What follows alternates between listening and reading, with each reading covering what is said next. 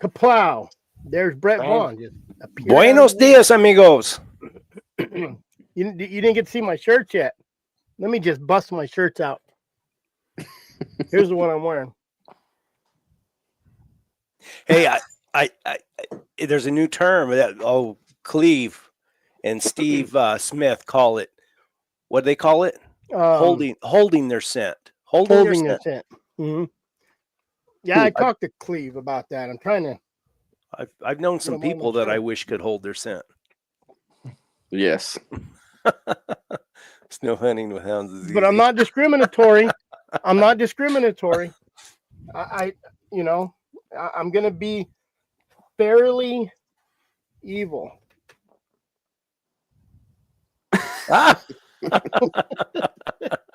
Dry ground line hunting is for sissies. Snow hunting with hounds is easy. In fact, lions absolutely turn their scent off. If you guys want a shirt, let me know. My sister's going to make them. These are just some prototypes she threw together. I used to call them flying lions. You just trail them so far, and then their wings sprout out, and they fly away, and you can't trail them anymore. There you go. Uh-oh, I have a bunch of, let me see. Axel's on the night. Where's Benny? He said he's getting home. He'll be on. Oh, cool. Missy's on. Missy Fix. Missy, the hazelnuts did arrive, and my wife already said, I think Trevor's going to eat them all before you get home. I threw a guilt trip on her about the collars. Why does Chris get some and I don't? Exactly. That's what I said. And then she wrote me and said, I'm sending you a bunch of collars. I said, oh man, I just said that. I was just joking around. I didn't mean to make you feel bad. She needs to get hold of, she needs to just make them and send a bunch over there to old Dustin. Yeah. And then Cold, that's your company, right? Cold Strike Gear. Yeah. Yep. Cool. Let me just throw it up there. Oh, wrong one. There it is. Yeah, I got a sweatshirt here for you, Brett. There you go. It says certified cougar catcher. Should just say Cougar Chaser. Yeah. God. Depends on what kind of cougars we're talking about. I was gonna say I don't catch many of either kind. My wife's extremely younger than me, and she calls me the silver fox because I got gray hairs coming through. You're not even close. Nah, close enough. I'll stay far enough away from the camera. You can't see all mine. Yeah. AI. I'll be white by the time I'm 40. Oh, yeah. Dylan, did you get a deer yet? No, not yet. But this morning I checked the tail camera. I need some of them tail cameras. I saw a big buck. Go get him, Dylan. Go get him. Tomorrow morning. Awesome shirt. Who's else here? That's E. Anderson. Mike Rich from Cali's here. We won't even hold that against him. I tried to get. Oh, there's Benny. They sneak in on me sometimes. Yeah. Lord of mercy, there he is. He survived work. My shirt says, "Run your hounds, not your mouth." Well, that'd be no fun. Wouldn't make much of a podcast, would it? Yeah. Oh, see, Brett, you took all the hardware. I threw the guilt on her. I think we're gonna send her some hardware so she just keep making them. Junior Marriott. Junior, did you get a hold of Gene? I think I sent Gene your number. What's going on, guys? Brett, what have you been doing? Running all over the place. Yeah, I have. You weren't with us Monday. No, I was in Texas. I went and seen my daughter and son-in-law and my 5 grandkids. There you go. Stayed over there and tried to get back in time, but the weather was, the wind was blowing 500 miles an hour, and I didn't want to drive across Guadalupe Pass. And so I went down through, out to Van Horn and across. You tried to make it. Yeah. Brett said, let me call you in an hour and say I make it. Benny said, you ain't going to make it. I know where he's at. Yeah. Yeah, an hour's not going to work. It's all right. Dylan, send that picture to my email right there. I got on the screen. We talked smack about you, Brett. Oh yeah. I wouldn't expect any less. So you was just running around. Benny's been working. Jared. Oh, and he hates it. He hates. I Oh, mean, yeah. look at him. I have a Just plan. miserable. He has a plan. Miserable. Jared Check has with a little me story. January 1st. Well, can you tell us your story, Jared, or should we wait Yeah. until? No, I Let's can hear I it. don't tell want it. you to get in trouble anywhere like you were No, they're supposed not. to be They don't listen to this show. until the night you say you played hooky. Yeah. So that podcast we had Monday is how bad do you want to be a houndsman or something. I can't remember what it was. I get off that podcast. My buddy calls me. He lives down by Benson. He's all, "Hey, I got a female screaming in my front yard right now." And Yeah. I called my superintendent and I said, "I got an emergency. I ain't coming in tomorrow." And then he calls Chris and says, "I'm not going to work tomorrow. Yep. You have my I go- blessing. Go." God. Did you catch her? No. She spanked us. You sent a picture of where she went, right? No, I sent you that picture of the dogs on the White Rocks trailing. Oh, So that was from yesterday. Yeah, that was from yesterday. We started her at 6:40 in the morning. Got her jumped at 8. Got her jumped. Yeah, at 8 in the morning. And if she would have stayed in the canyon, we would have been fine. And then she got out of the canyon, did a circle, came back running towards me, and hit the road, crossed the road, went up on this. It's down in the low country, this grassy Ocotillo flat with some rocks in it, Ocotillo ridges and all that. And once she hit the top of that ridge in the Ocotillo, it was miserable. They couldn't trail her to save their souls. Is that kind of And- like the yellow grass? I mean, you get in the yellow grass, Yeah. it's hard to trail. Yeah, well, it was yellow grass, and then it's Ocotillo, nothing really, and soil there. I mean, there's a couple of small rock croppings throughout it, but nothing, and then just red dirt underneath.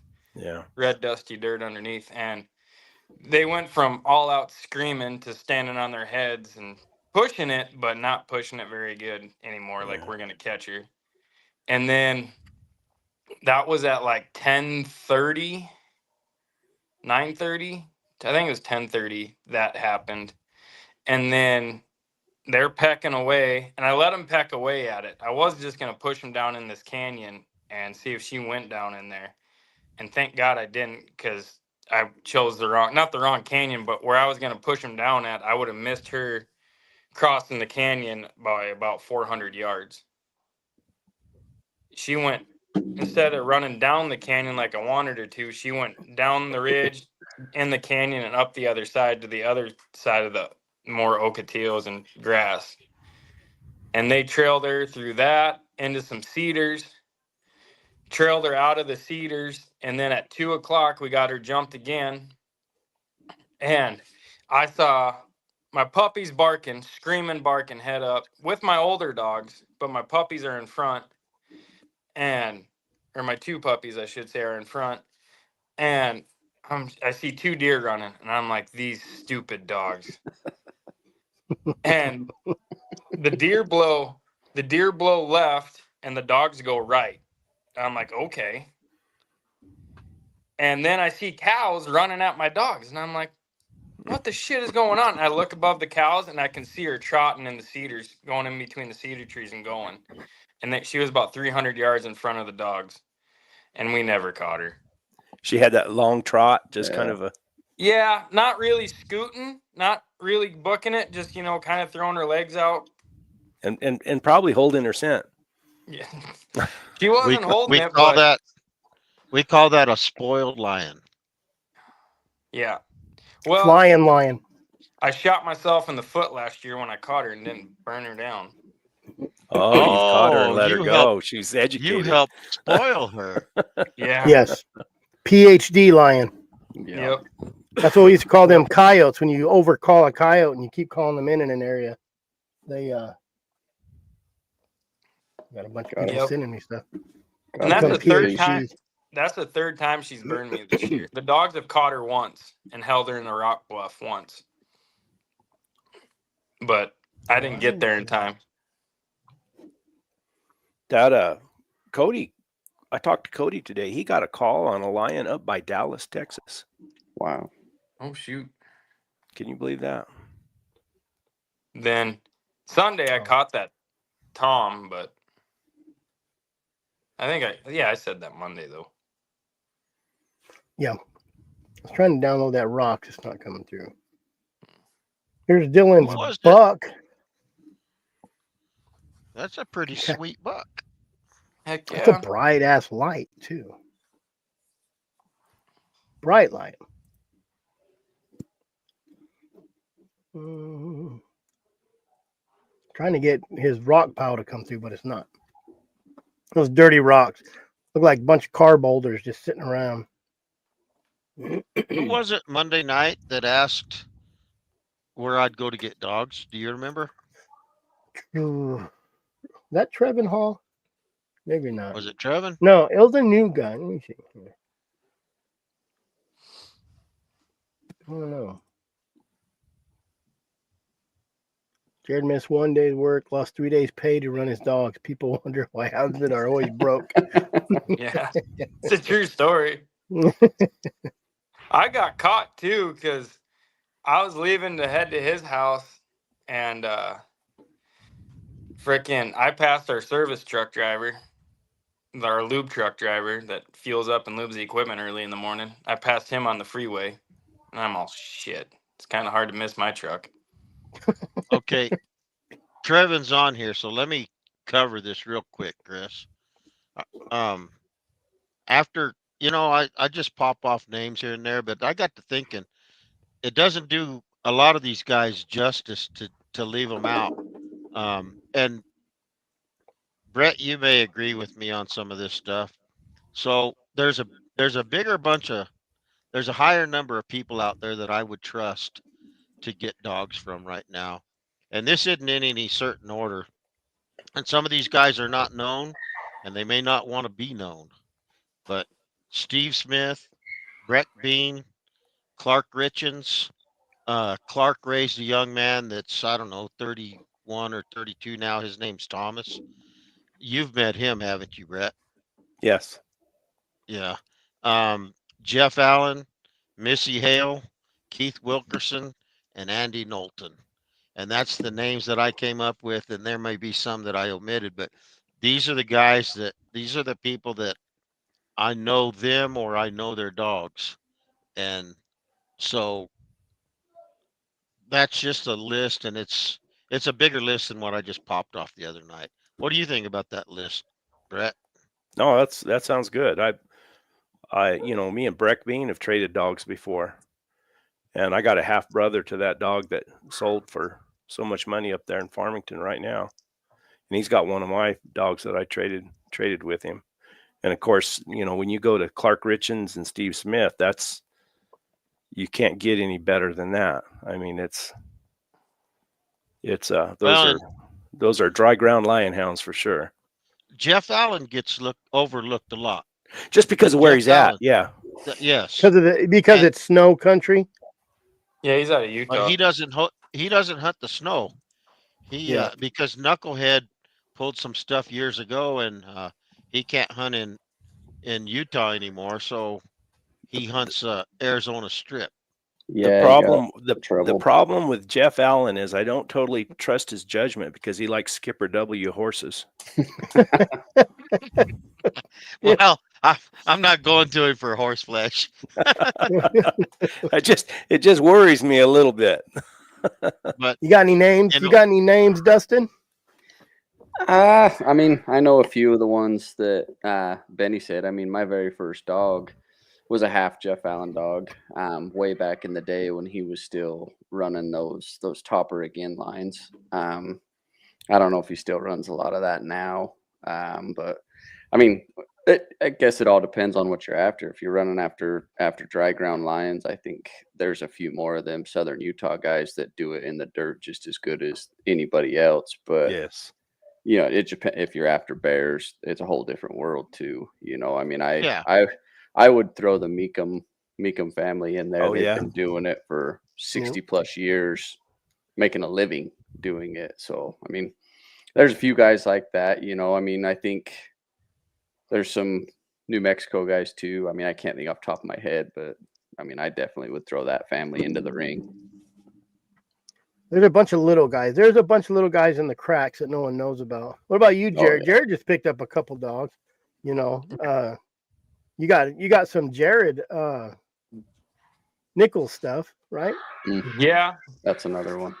I got they're half Jared Nichols and half Sam Derringer stuff. Oh, yeah. Yep. And then And the Derringers have sold hundreds and hundreds and hundreds of dogs too. So they're training dogs all the time. oh yeah. There's one guy I'd like to get dogs from, and I've never gotten it. I message him about once every 2 years to see if he's got a dog or puppies, and that's Logan Anderson I've heard that out name. of Where's he out of? Baghdad or something like that. Well, there's I think not he- a whole lot of drier country than Baghdad. Yeah, I mean Kirkland, Baghdad area. I mean, I don't think he's ever caught a lion in a tree. What's his name? Logan Anderson. He's a real good horse guy. Where does he live?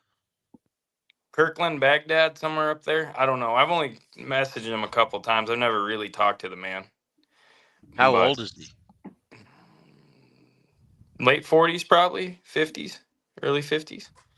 So he's not the guy that worked. What's the name of those ranches that guy came to and put them all together there around Kirkland and Peoples Valley and all of that. Back I up don't in know. Wagner.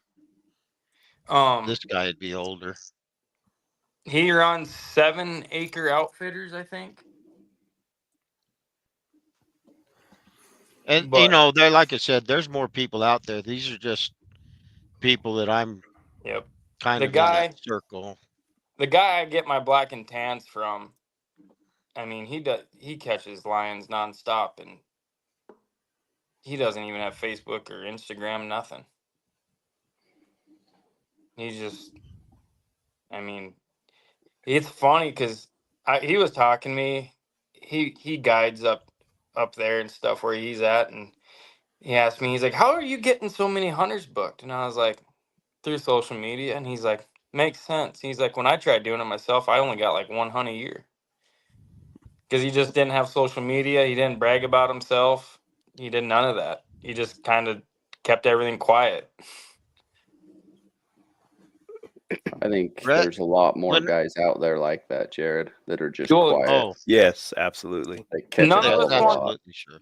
No one wants, for one, if you're catching lions and bragging about it, you're going to have the game warden up your butt. And second of all, guys are going to start finding out where you're going.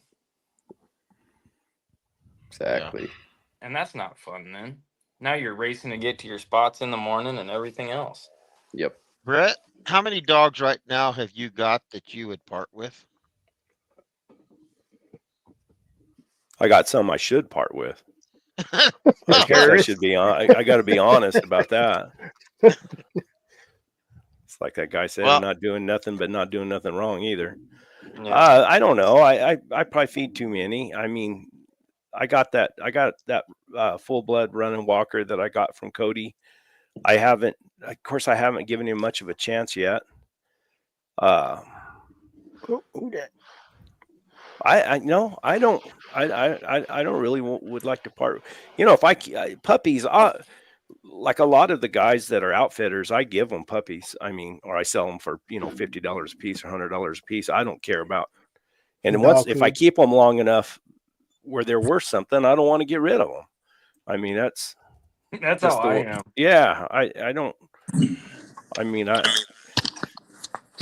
don't care much for doing that, but I'll raise a litter of puppies and try to keep one or two myself, and then like Vincey and Sean Wimberly and that Joshua Sanchez, he's taking some of my pups, and those guys are all outfitters and making their living with their dogs. So Well, I was just asking because, Troy put on there that I'm not recommending your hounds. And this is, of course, these guys don't know anything about our relationships other than what they see online.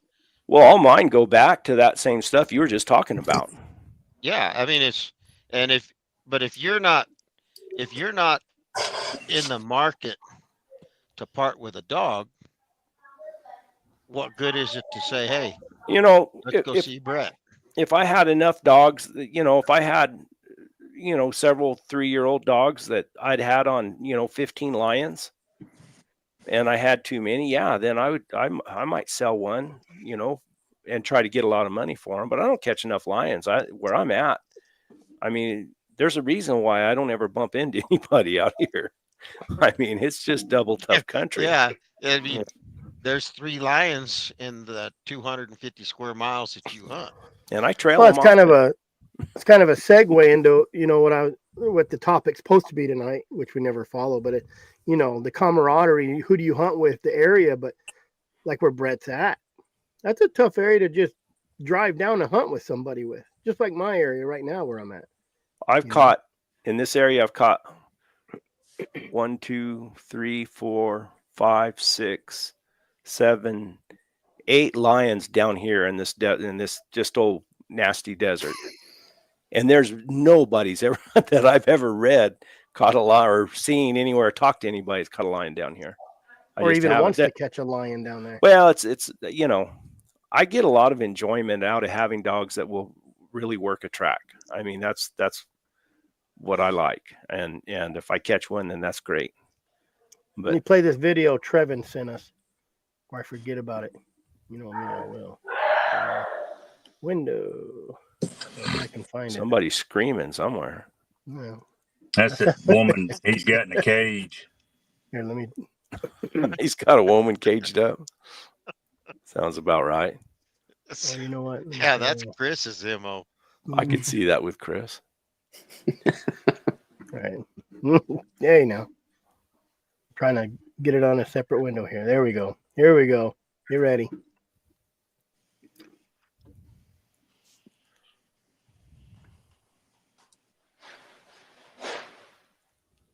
Squatting. Oh, is he in a trap? I don't know. Trevin Hall sent that. Did you have dogs barking at it? I don't know why you can't hear the sound on those when I play those. Well, did you hear dogs barking? Yeah, I can hear it. There's dogs barking at it. Okay. I talked to Cody this morning about how many dogs, they put, when they're running bobcats like that. Because every time I see a video or anything like that, I mean, there is a ton of dogs out there, those running walkers. And I asked him, I said, what would your success rate be like if you cut down to just went out with 3 or 4 dogs? And he said, he was real honest. He said it'd go way down. He said the biggest problem is when those bobcats squat. He said they'll just squat, and the dogs have a hard time locating them then. And that's why you have so many dogs to pick up those ones that are squatting. But and that being said, he said I've caught bobcats with just 1 dog before, but they do turn. I asked him, I said, how many do you put on the ground? He said all of them. So I never got an answer. Just 1 more. He always needs 1 more. Trevin said it was bait and he only had 7. He only had 7 dogs on it. Only 7. Yeah, he's lucky he got it caught at 7 dogs. Yep. I look like pretty thick country. Mm-hmm. Hold on. I'll be right back. Chris is making me hungry here. Brett, when Brett turned his camera, he's in his underwear. You guys know this, right? Look For all you guys Mike Tyson walking away. He has Mike Tyson's chaps on. Oh yeah. Hey Dustin, you got what's the name of your podcast? I always get questions. Everybody says, "Hey, I'm running out of material. I'm running out of," but Dustin has a new podcast out. Yeah, it's just the Hound Talk podcast. So Mhm. it's doing good. I think we're up to I think I've got 7 episodes out. I actually just talked with Arizona guy Max. this week with Max. I like So, Max. Max like is a old good Max. guy. Max and Jared. Yep. They Yeah, do a good lot of people. hunting. If you guys want a mule, go to Max. Yeah. Most of the time, 99% of the time, it's probably going to be a good mule. Yeah. Yep. Yeah. I think he's pretty honest when it comes to his And mules and for there, sure. and Dustin's podcast probably don't have rabbit holes like we do. He talks about a subject and stays on it. It's easy when there's just 2 of you. When you got 6 Yep. of us, there's rabbit holes everywhere. Oh yeah, it's fun. It's fun. Brad, I watched Chris' video he put out today, and I was going to tell him, and them older dogs hard dump the box. Them young dogs don't learn in the box. Well, both of those. What's kind of crazy on that video I just released? That's when I got. Now, why my did he boys address that to me? Because Did you're you the take all your master. dogs? Maybe. Well, and it's bear hunting, honestly. So it wasn't. I don't think I take bear hunting serious as I do lion hunting. I don't know. To me, it's just kind of, I just take my dogs out to exercise. That's really how I feel bear hunting is. But with the bears I just got, the first bear, undercover guy. Oh, okay. Because Cody said all of them. Yeah. He said, I seen a bear.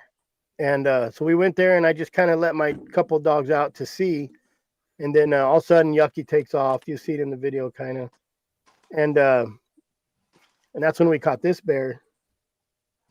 And Pretty bear. and we caught it 200 yards away. He was there. He walked his dogs out 400 yards. He's still training his dogs. And we just happened to catch that dog. I wasn't expecting to catch that dog. If you watch a video, we pulled up. I'm like, holy hell, there's a bear. And then the second one, it was not the next day, but the day after that, same area. And I did get a rig. And it wasn't a phenomenal rig. It was a good rig. So I let him down. It was such a good rig, though. I knew it was going to be good because Dirty wouldn't come off the box. He was looking straight forward, barking still, and he didn't realize I unhooked him. He wanted you to drive further. He didn't want to run that far. He wanted you to drive further. That's exactly what it was. So I let him down. I let Yucky, Lucy, and they took off. And I had a couple little younger ones in there, but we treated it in 400 yards. I kind of saved my dogs if you're on bear hunting, and that's when we caught this bear right here. So, well, I don't think I can move the picture. I don't know why it's not letting me. Anyway, that's when we caught this bear right here. So, so I don't really dump. I kind of save my younger dogs. Yucky will make it, Dirty will get it going. But I kind of say to them, if anybody that's running bear knows, it could be a 400-yard, 200-yard race, or it can be a 400-mile race. Yep. So in that area, and I'm right next to the unit that shut down, so I have to save all my pack to that end and try to get them treed before or turned. So that's why I don't dump them all like that in that area. And there's roads everywhere. Well, it's if you can leapfrog it, you get that bear up and running, you leapfrog them dogs and you pile in 6 fresh dogs on a bear that's already ran 2 miles, you have a better chance of catching him. Oh, yeah. I've done it 100 times and I know the area. I know where if I take this road, I'm going to cut them off. Yep. And I'll cut them off. And I've had them to run that bear right into me. And when you do that and you let another fresh pack of dogs out, you're going to catch him unless he's a super good runner. Oh, yeah. When he wants to go to the reservation, that bear's going to the reservation. Yep. And they love that reservation. They know where they're safe. Yep. See, and I got to be honest, that's one of the reasons I hunt this nasty old desert now, because I don't have these dogs broke off bears. And all the bears I ever ran, for every one I caught, there was 10 that ran 400 miles. Yep. And it's road. I mean, up there where I hunted was roadless country. Well, Benny been up there. It's nothing real nice. Yeah, well, that's where I'm at now. I hunt the wilderness. You have tabletop wilderness, and I have Maricopa Mountain wilderness. And there's 2 roads into that one. And the the roads are 3 miles apart to the very ends of them. So there's a pond on each one of them, a game water. So it takes 2 miles to ride into the game water, another 3 miles over. I think I went that day when I showed you that video of my dogs trailing, I went 8 miles. I did an 8-mile circle. And 4 of those miles were straight up stupid canyons. But I enjoyed that more than bear hunting. Yeah. Boy, that's Bear hunting. that's me. I love to just get out and saddle a mule, put the dogs on the ground, make a big circle. I mean, just see what we hit, Oh, and I hate to admit it, but if they would tree those foxes, I wouldn't mind treeing foxes. I mean that, but the problem is you end up wasting so much time with the fox that you don't ever get to a good lion track. Those of you just got on though should know this. But I mean, I'm with you on that, Brett. I love a good bear race. I like hunting bears. Don't get me wrong, I enjoy it. But to sit on a mule and watch those dogs trail and to pound the dirt is I mean, everyone has their own opinion, but to me, that's hunting with hounds in its truest form, because you get to watch those dogs actually do everything they're doing versus on a bear, you cut them loose. How often do you get to watch the race? Yeah. Or you're right there with them, watching them. Yeah. Same with the snow lion. You cut them loose on that. Very rarely do you get to sit there and watch the race unless you're trailing a 2-day-old track. Then you're going to walk it with them. But in the dirt, you get to like when I was talking with Max, he's like, you get to see that race from A to B to Z to wherever, because you're with them the whole time. Yeah. I think the best part is when they make a lose. Yeah. And they're just really working, and you kind of have that, damn it. And then all of a sudden they pick it up again, and you're like, it's just exciting. It's like you just started a new track again. Well, and you learn. The dogs make a lose. You go in there, you help them if you need to, and do whatever. You're learning just as much as they are. Yeah. Every time out. Get to see where those lions travel and how they travel and exactly. It's always how often in the snow do you get to watch lions pull tricks on your dogs? Yeah, exactly.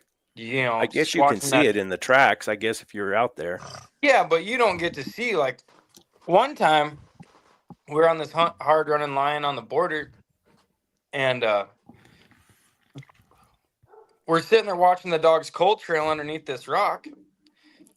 The hunter taps me on the shoulder, and he's all, "There's the lion." I look up, 20 feet above the dogs is the lion watching the dog's cold trail around this rock cropping. The dogs start going around the rock cropping, trailing up to him, and that lion turns around and trots off. Yep. Well, I got a video that I made where, man, I had just had 2 really, really, really bad coyote races. And I mean, I had fried those dogs bad. And they started trailing again. And I thought, oh, man, here we go. I had all those what I call terrorists with me. And I thought, oh, man, here we go again. But they were going the way I wanted to go. So I said, all right. And they were trailing, I was pretty sure it was a lion. And we were trailing. I looked up above, the dogs trailed through. And then, 20 yards off of them was that lion watching them trail by. Just squatted over there watching them go by. And I say on the video, there's the damn lion right there. And that's the best part. I won't tell the rest of the story because we're live. You got to go watch the video. There you go.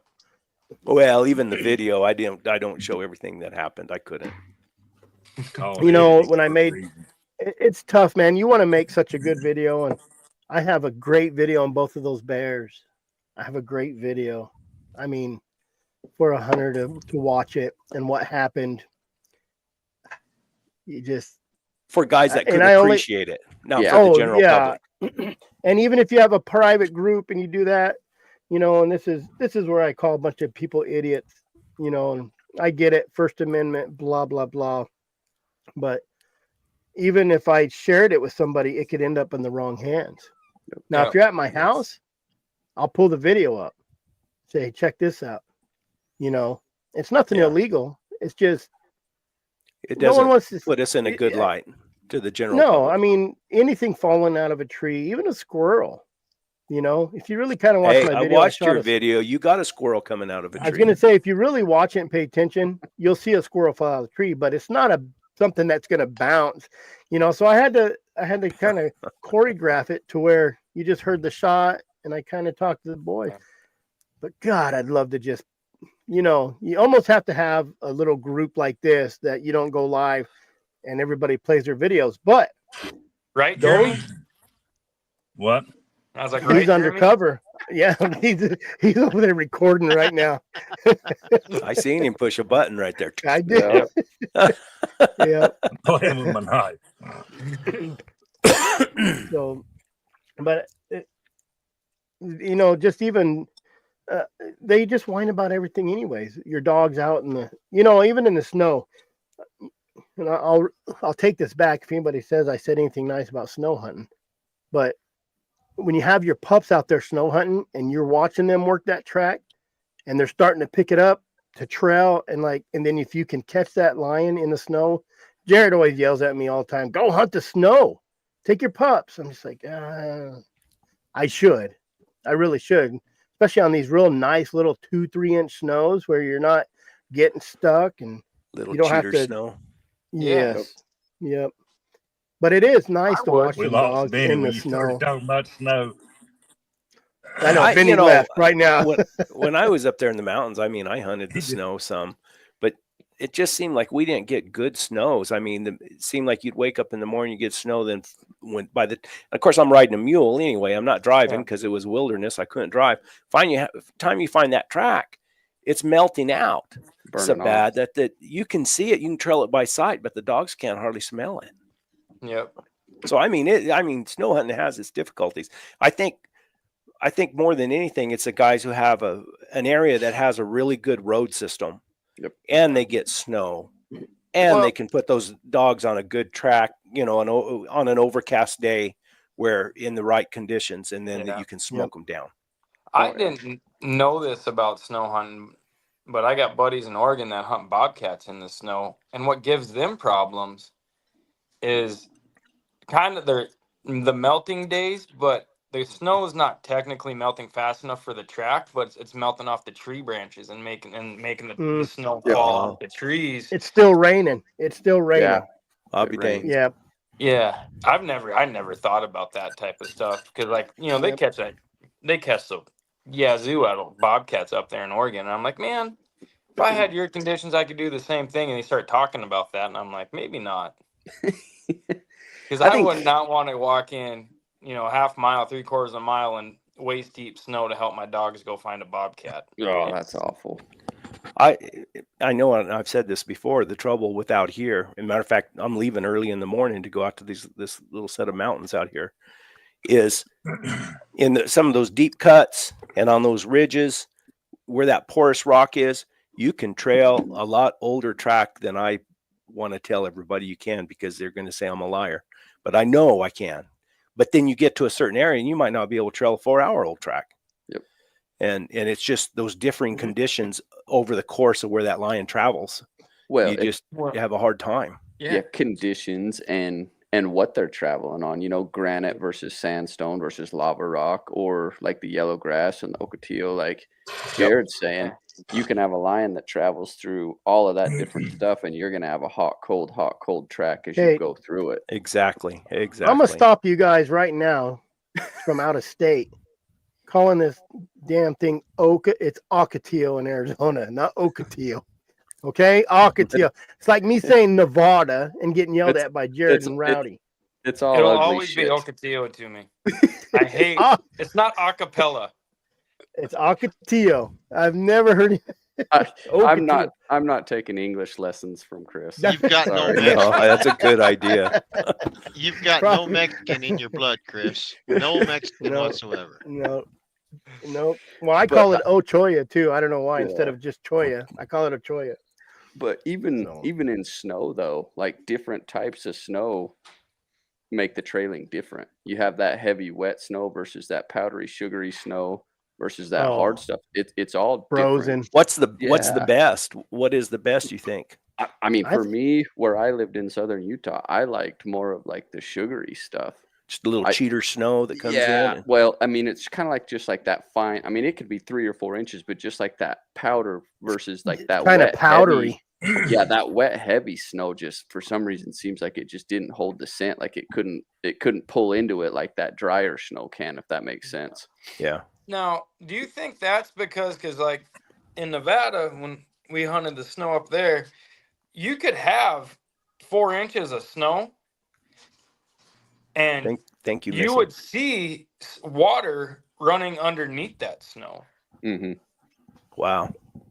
Yeah. Yeah, you can do it when it gets that crust and it's melting underneath it and Yeah. coming from up higher and stuff. I mean, snow definitely makes it easier, but there's a lot of different elements with it that can make it tougher too. It's not all fun and games for sure. I mean, when I first started hunting, that's all I could hunt because of where I lived and the seasons and how long the snow stayed.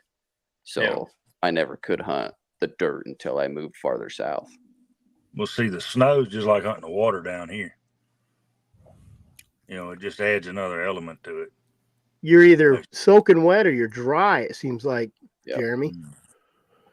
Yeah. You know, Dry, and like but Jared it's said better. last week, he got some rain, and then the following week it was good conditions because that moisture is still in the ground, Yep. right, Jared? Yeah. I mean, shoot, we didn't get rain until a couple weeks ago for 2 months, and the trailing was tough. As soon as it got in that dry vegetation, the trailing was tough. Then we got that rain, and I trailed that Tom sun up to sundown, and we never even got him jumped. I mean, I never even got close to that Tom. Yeah. I'll tell the story again because it's worth telling. I trailed a Tom Lyon 3-day-old track, trailed him from morning until dark. And I know it was 3 days old because I trailed through a trail camera I had out. And I couldn't believe, I was just so happy that we trailed a 3-day-old Yeah. track all day. I was just tickled. Dude. But he was just going through the country. I mean, he was just, and when we had hit one of those little bottom cuts, the dogs would trail almost like he was in front of them. I mean, they just bawl and go down it. And then we'd go across a little flat or something like that. And they would just get down to a crawl. Now I say all day long, morning till night. We didn't go a long ways. I don't even know how many miles, but we didn't go that far. But yeah. On days like that, Brett, are you looking at the conditions as far as like, was it a cloudy day? Was it more humid? When was the last rain? Yeah, you're exactly right. It was overcast. It stayed overcast all day long. We didn't have that sun beating down on us. It was I call it a heavy day. Mhm. It wasn't raining or anything, but it was heavy. I don't, how when those clouds Like sit down low? humidity and Yeah, and the clouds are sitting down low, Thick. and it's kind of a heavy feeling. Yep. That's Carl Boykin brought up the other day and said about the barometric pressure. Yep. And I've read stuff on that to where that makes a big difference on trailing conditions. And I pushing think it even down. Yeah. did Cleve touch on that before? It keeps it down. Somebody and doesn't did. let that scent lift and dissipate so much. Exactly. Yep. Just from the research and what I've heard. But I think even Becky got on there and started talking a little bit about it too. I was reading a lion hunting book, and the guy said when he walked out of his house, he'd look at his chimney coming out of his wood burning stove, and if the smoke was falling, it was going to be a good day. Yep. I read that too somewhere. I can't remember what book it Yeah. was, but I remember when the smoke comes out of your chimney, it just kind of hangs like that. Yeah, it was going to be a good Yeah, day. When it was going exactly. straight up in the air, it was going to be a tough day. Yeah, Keeps I read that somewhere spin on the too. ground. I don't know where I read it. Huh. yeah, I think there's so Well, much tonight was that evidently a affects good that. night Yeah. because I made 2 trees in 25 minutes Oh shit. Well, That's cool. I wish I could do and that. had to meet. That's why I was a little late. Well, they don't build fires down in Tucson. No need to. Yeah, I do. Oh, I get my tent about 90 degrees before I go to bed. Cool. I've seen it. I've seen his stovepipe glowing red. I don't even think I put a sweatshirt on down there. No, you were walking around in a t-shirt at night, and I had 2 sweatshirts on. And a glowing red pipe Yeah. coming out of his tent. Like, God Yeah, dang. I get that. I'm almost sweating in there when I go to bed. Be right back. Here's a question. Definitely during the winter, right, Jared? But it's still the same thing.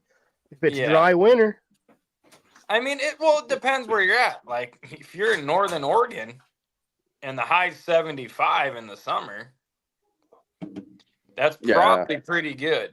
Yeah, Now, that's if you're down in Nevada or Southern Arizona and the low is 82 and the high's 107, you probably don't want to trail all day. no. But the perfect line hunting conditions are 33 degrees to 65 for a high. Nothing's freezing, and it's good cover. It's not, you're not going to cook a dog, and it's Yep. 65 for a high. That is beautiful weather. 33 to 65. Yep. Just warm enough it won't freeze that ground, and not Yep. hot enough it's not going to get out to where it's going to burn anything off or overheat dogs or anything else. Yeah. but if you're hunting in the snow, I think if you get that powdery snow, it's 3 to 4 inches. That you're walking through it, and it's like walking through flour, Yep. or Yeah. sand almost, and it's Yep. kind of fluffy. And then it's 40 degrees, and that sun pops. I think it starts barely Oh, it melting them melts. crystals down enough, and it's hot enough where it kind of keeps that scent just right there. in the, That scent like hovers right in that Yep. hole of the track. yep. Well, and that's like, I mean, talking about different conditions, that's just like hunting snow when it's -10. I've had dogs, you get them out of the box when it's -10, -15, they won't trail a track, and you come back and it's warmed up to where it's 5 degrees, they'll run it like it's on fire. Yeah. That So scent's frozen down. Just frozen frozen. down. It can't lift to where they can do Yep. much with it. Take a hair Dustin- dryer in there. Do you remember a guy out of Ogden, Utah, named Von Nielsen? Know the name? He was paraplegic, could barely use his arms. He got in a snowmobiling accident, checking for lion tracks. I think so. I remember So- that. That guy, I messaged him all the time when I first started out. No one was really helping me, this and that. And what you just were talking about, -10 to 5 degrees, it was cold in Nevada, and I put my dogs on the lion track, and it was probably -12. And it was 7 in the morning, sun hasn't came out yet, and they didn't do anything. Yep. So I loaded them up, and I kept going looking. I thought it was a 2-day-old track or whatever. Kept going looking for a lion track, and I told him about that, and he called me an idiot. I should have waited for the sun to come out. It just I think it makes a difference. Yep, I think never some thought of people- stuff like that. Well, I think a lot of people think, and I think where that theory comes from is getting out early so you can beat everybody to the track. So Yep. if you do beat everybody to the track, and I've done it, and I've known people who've done it, and you sit on the track until it gets light Oh, enough yeah. for one. But even then, if it's too cold, what are you going to do? Oh You yeah. know? And how far did that track make it to where the Yeah. next guy's going to leapfrog you on a road? Or, I would get lucky because I would catch them going in the reservation, and I had people to call that could hunt the reservation, and they would take it over from there. So, But well, what about Oh, hunting yeah. with other guys? How much did that mess up your? I think I guess nowadays I'm pretty picky on who I'll turn loose with. You don't know everybody else's dogs. You don't know how they're going to act at the tree, which can be a bad thing. You get dog fights at a tree, and to the point, where a guy has enough of his own dogs. I'd rather use all the dogs of mine I can instead of share the track with someone else's dogs. Benny's about the only person I ever hunted with, and I don't even think we liked each other back then. I don't think you like each other now. What are you talking about? But I Well, always, and we didn't both of us take all of our dogs like normal either. no, we split them up. I mean, we both hunted our own dogs, but we didn't take all of them. Yeah. I mean, Yeah, Well- I've hunted my fair share with a few other guys that I really trust, but random people I have a real hard time doing it with. Yep.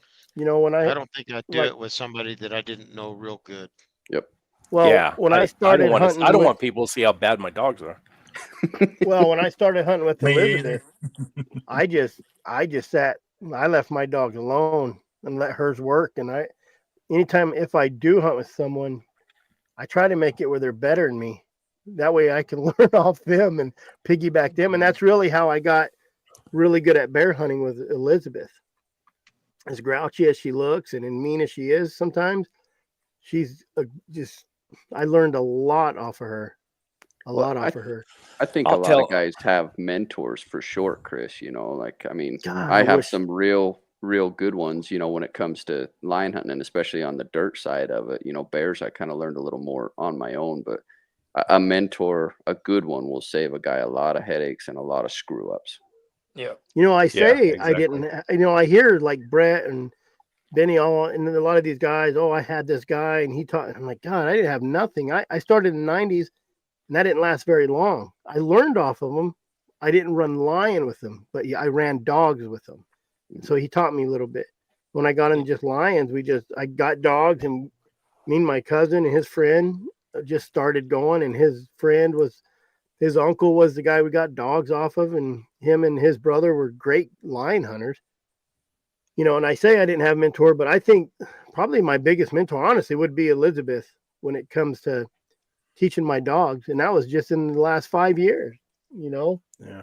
So, but I just never had somebody I could call and say, hey, why are my dogs doing this? Or why are my dogs? I had to kind of learn to be stupid. And I messed up a lot of dogs. Man, if you can find somebody, whether you take your dogs or not, just go watch the dude Go or learn. the gal and just watch them. Watch how they treat their dogs and watch how their dogs work. And I guess get some sort of template guideline you can follow. Yeah.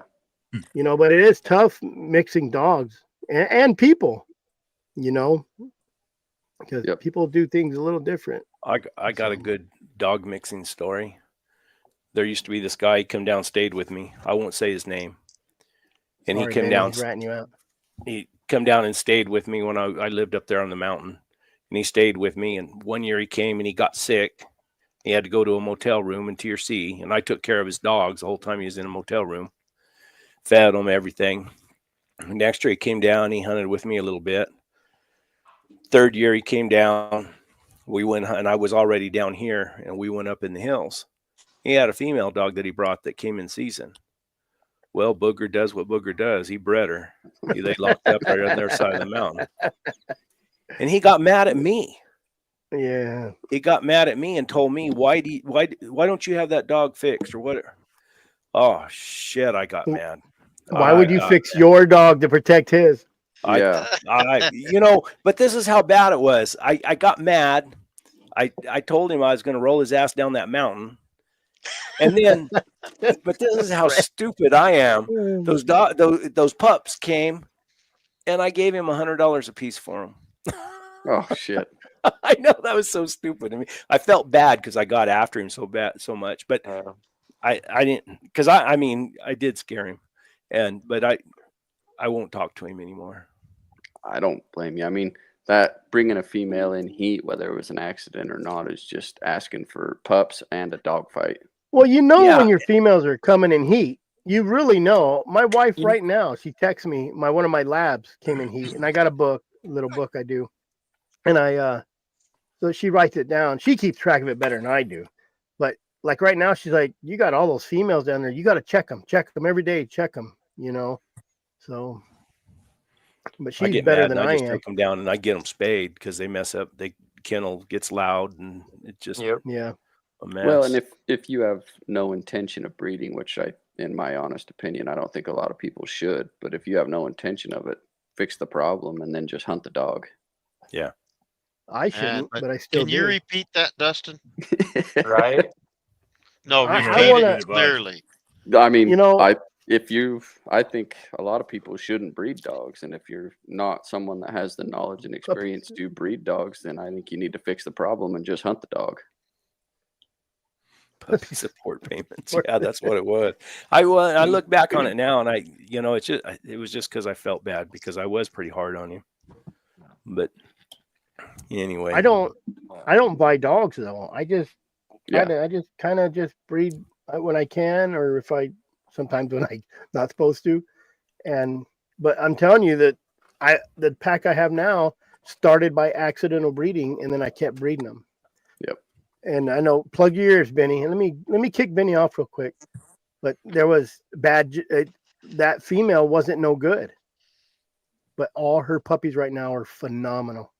see, I've known guys for sure that have nothing but just a brood bitch. She's never hunted a day in her life. Yep. She might have good lines. You don't know whether she would make a good dog or not.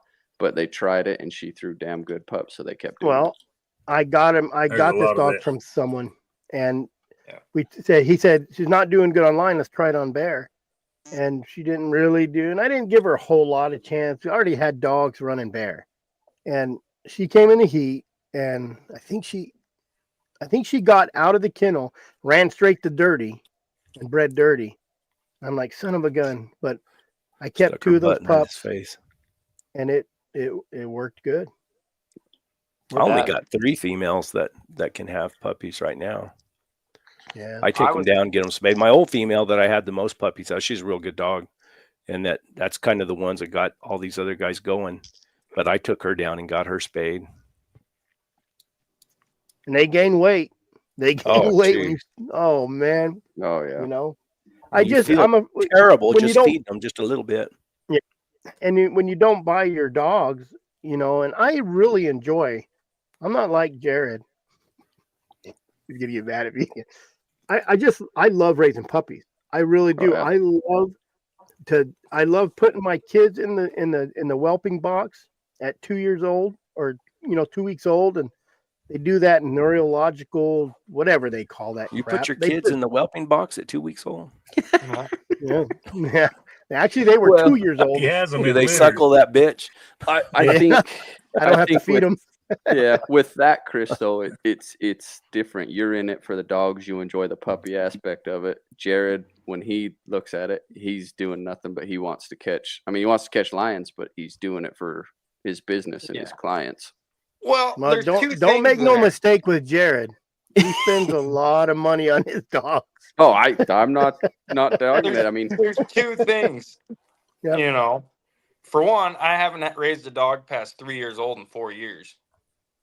Every one I've kept has died. Wow. Well, what do you do to them? I had that one dog die. He She went off the uses bluff. Benny. Yeah, use them. She went off that bluff and collapsed that lung. Oof. And and that one didn't die for a year later. It happened last season or right away this season. So what the vet told me. So it was either on that last lion I caught last May, April, or right away on that running female in September this year. And you then were still running her. She wasn't showing those. That was what's amazing about that story. She never really showed. Mm-hmm. And then I had another dog die. He had a cactus go into his groin instead of festering out, festered in. Oh. Yeah, Killed him. That'd kill me for sure. And then it's killing me thinking about it. I had another one snort a foxtail, die 7 months later, lungs filled up with fluid right after I got done hunting her. And then what did you see? What did you see with that dog? She didn't show no signs either till the end, right? She jumped in the dog box.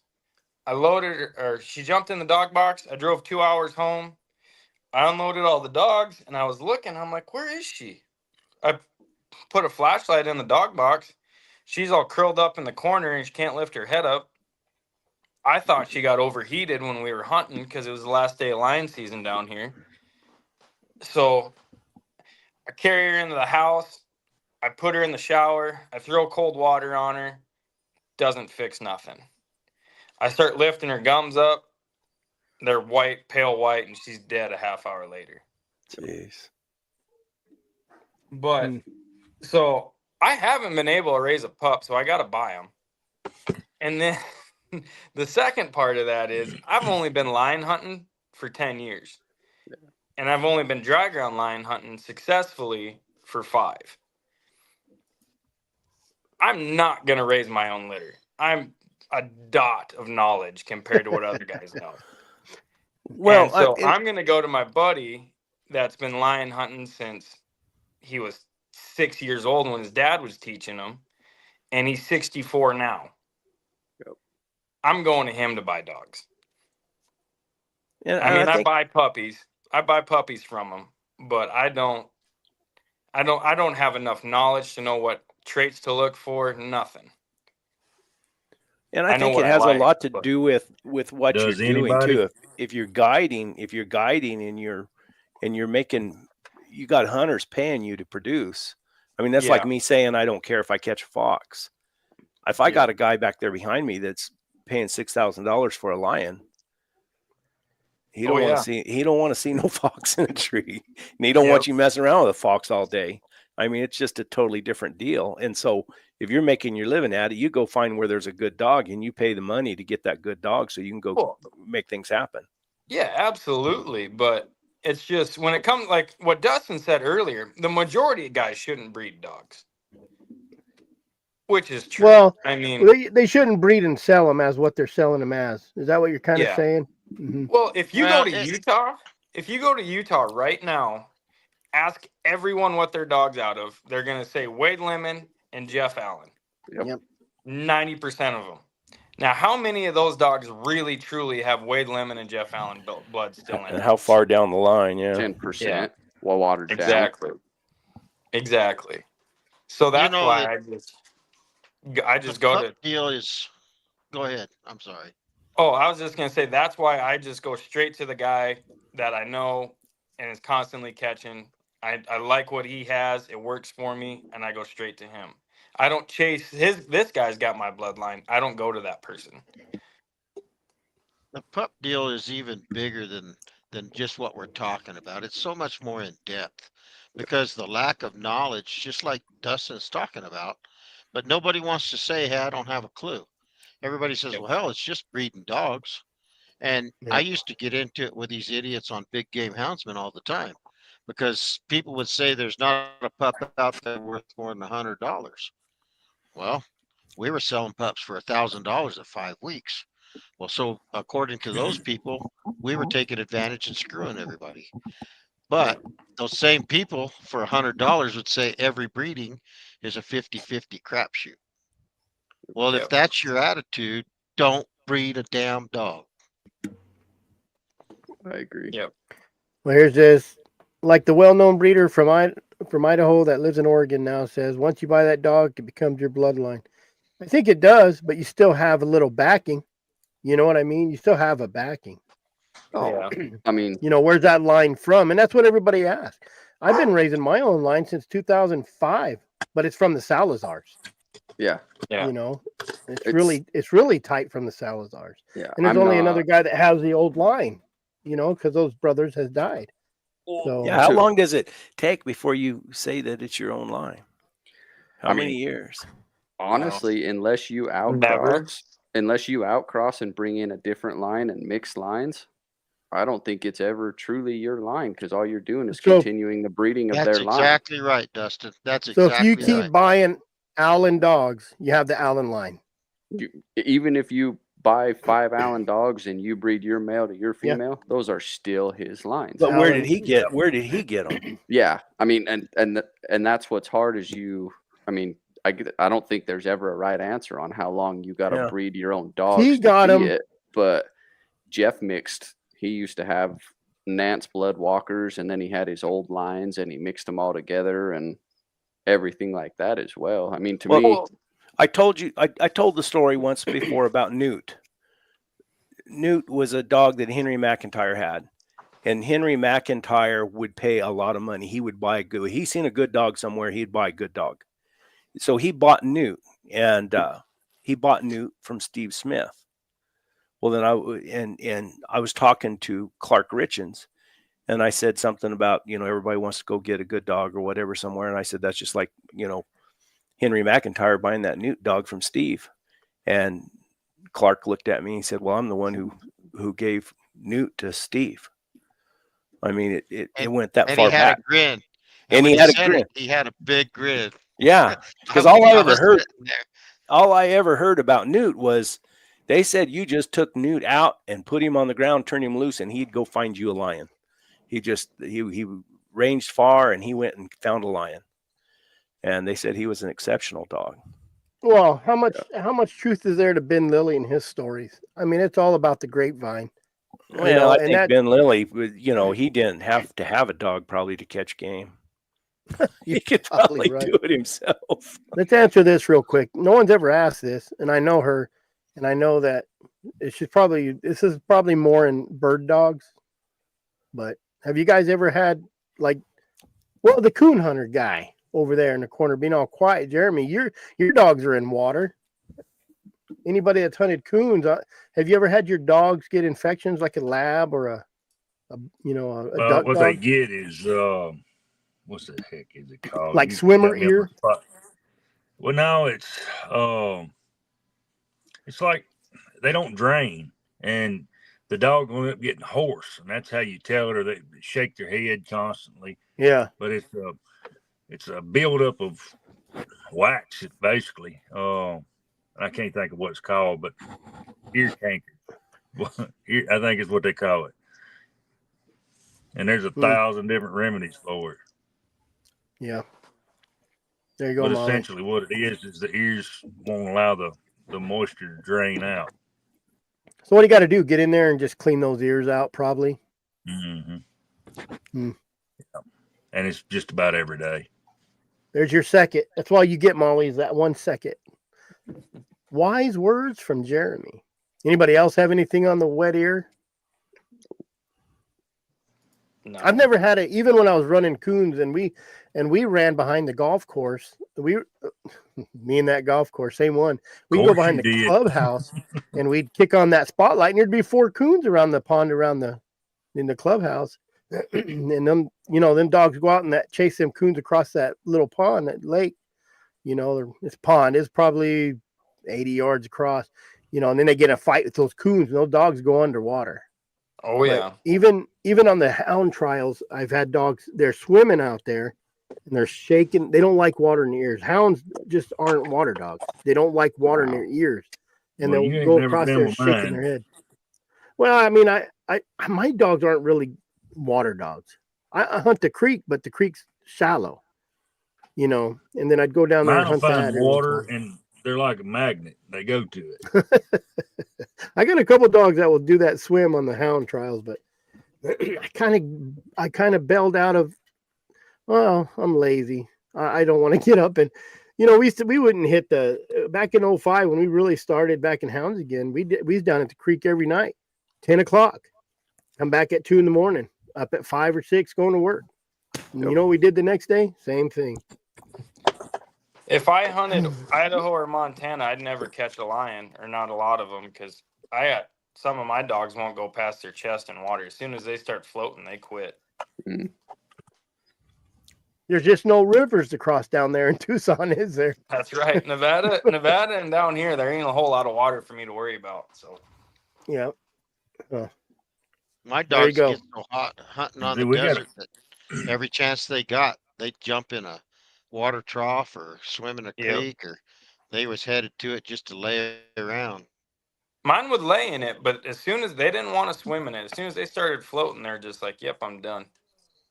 And see, I got to worry about what's in the water. Some of this country, I take a pack mule and pack water just to try to freshen them up. Send you some pictures, Chris, of my dogs.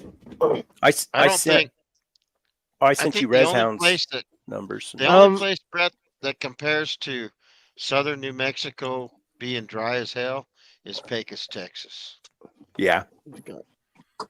That country down there. Well, we got this greasewood, and nothing will hardly even grow around it. I call it the greasewood flats. And you'll have a lion goes up a canyon, you'll be trailing him, and you'll be thinking, oh man, this is good. And then you'll get up on it, he'll walk down a rim or something, and it's going, and then he cuts across that greasewood flat, however which way. And there's, you think you can guess which way they go, and I'm terrible at guessing. And they just cut across, and you can't do anything with it. Trevor sent me some stuff. Something else. Hey, I don't have Calvin's number. If you want to forward him I sent him your number. Oh, Calvin, did you just text me? He's got a big old Tom lion in a tree. Oh, okay. I got his But number. there is a problem. There is a problem with the picture. I believe The there's white? there's snow. Well, Say it, Brett. The tree has been flocked. There you go. I got it fixed ready that for for Christmas. Robert before. We put him in a sandy area. And let me let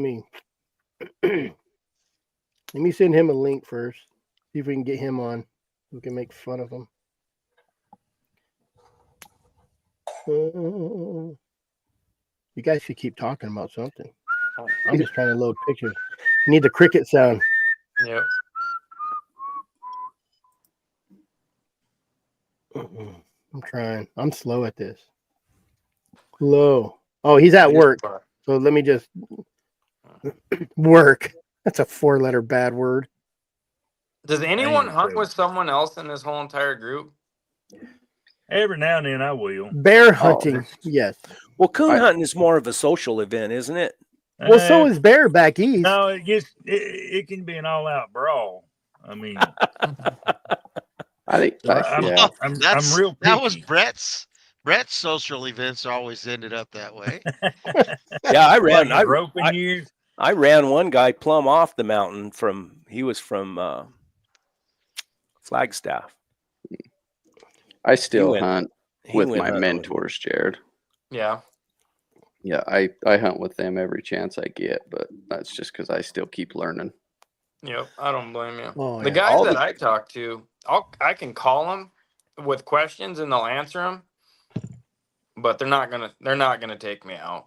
Yeah, well, I mean, Yeah. all my dogs come from them. I mean, Yeah. All That's still the- that's still the guy I buy my dogs from. He won't take. Well, I've never asked him, but he's also never offered. yeah. I've All hinted towards it, but it's just one of them. It's just that drag. For some reason, trying to get a drag-on guy to go out with another drag-on guy just doesn't work. Yeah. All my mentors are dead except for Benny, and he quit. Hey, You know I what? handed you off to What are you gonna do? John Clump. John Clump. Yeah, we got to go hunt with John. He was fun. And I hunt with Mike, and I've hunted with Mike Root. Mm. He's a character now. I've talked to Mike a couple of times. He's fun to talk to. Oh, he called me not too long ago, wanted me to go. He has a camp set up there in the middle of the wilderness somewhere. Mm-hmm. Oh, come on up. I got the camp set up and everything. Come on up here. And I never did make it. Yeah. No, I talked to Mike a couple times. I think it was not this summer, but last summer. And you get him on a subject, he'll get worked up. It's pretty fun. He's a good guy. Mm-hmm. Oh, dang it. He's tough now. Let me tell you what. Yeah. That guy can go and go and go and go. And he's older than I am. See if I can get Casey on. How old is he, Brett? He's got to be about 68, 69, something like that. Man.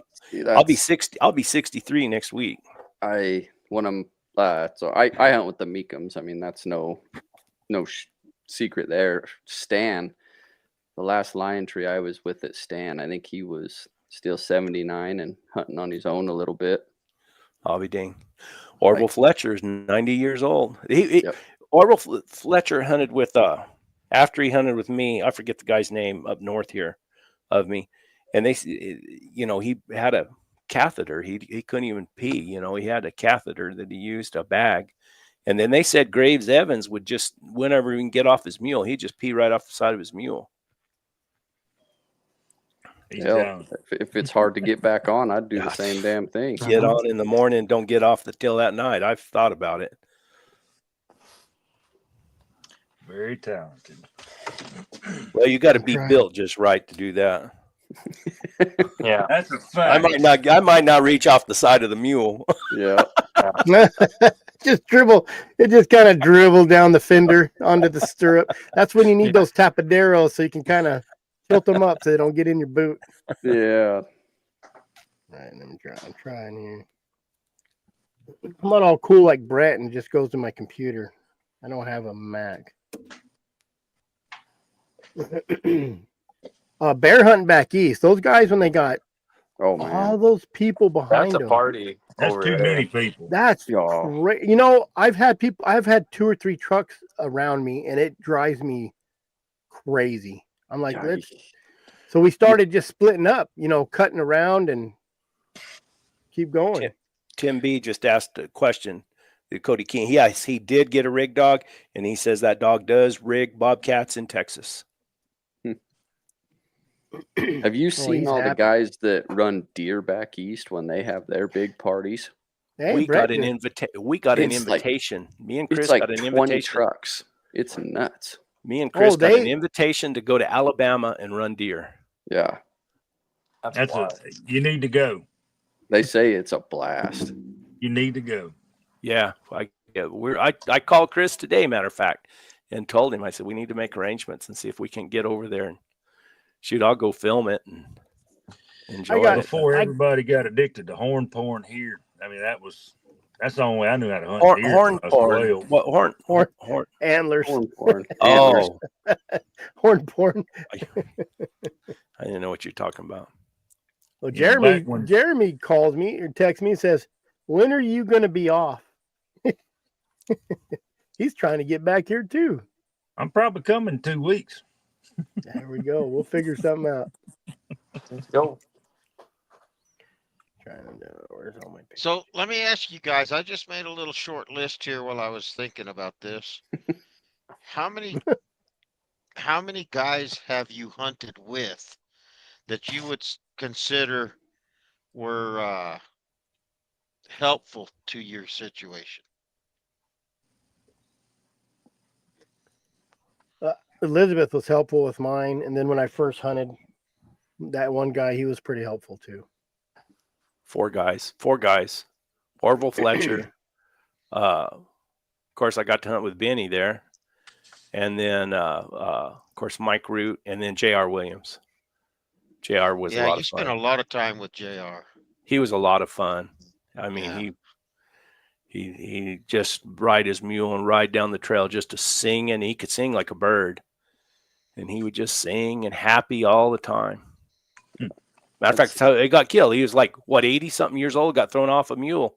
Some guys were breaking a mule, and he said, let me get on that mule. And it threw him, and they airlifted him to El Paso, and he died in El Paso. Took a shot to the head. Yeah. I'd say I've got probably 5 that I've been with that have really made an impact and I've been able to learn from. One of the biggest things I learned was from Mike Root, and that was more patience when you have a lose. I thought I had a lot of patience, you know, and when we caught that little lion, I wanted to move the dog so bad it hurt me because we had trailed right up into those bluffs, and I thought there was a saddle right off there to the side, and I thought, well, that lion cut across through there.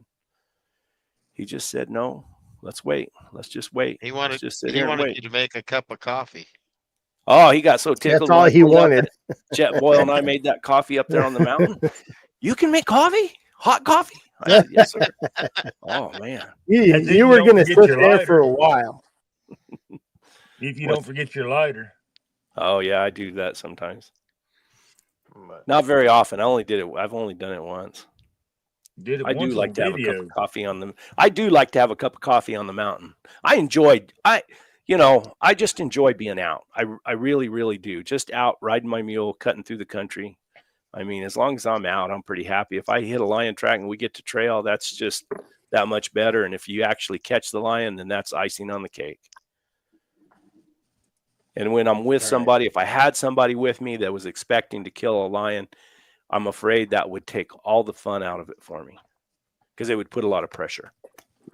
Let me try to get. Who sent me this? Trevin. Window. So this is the stuff he uses for the ears, I believe. Mm-hmm. And then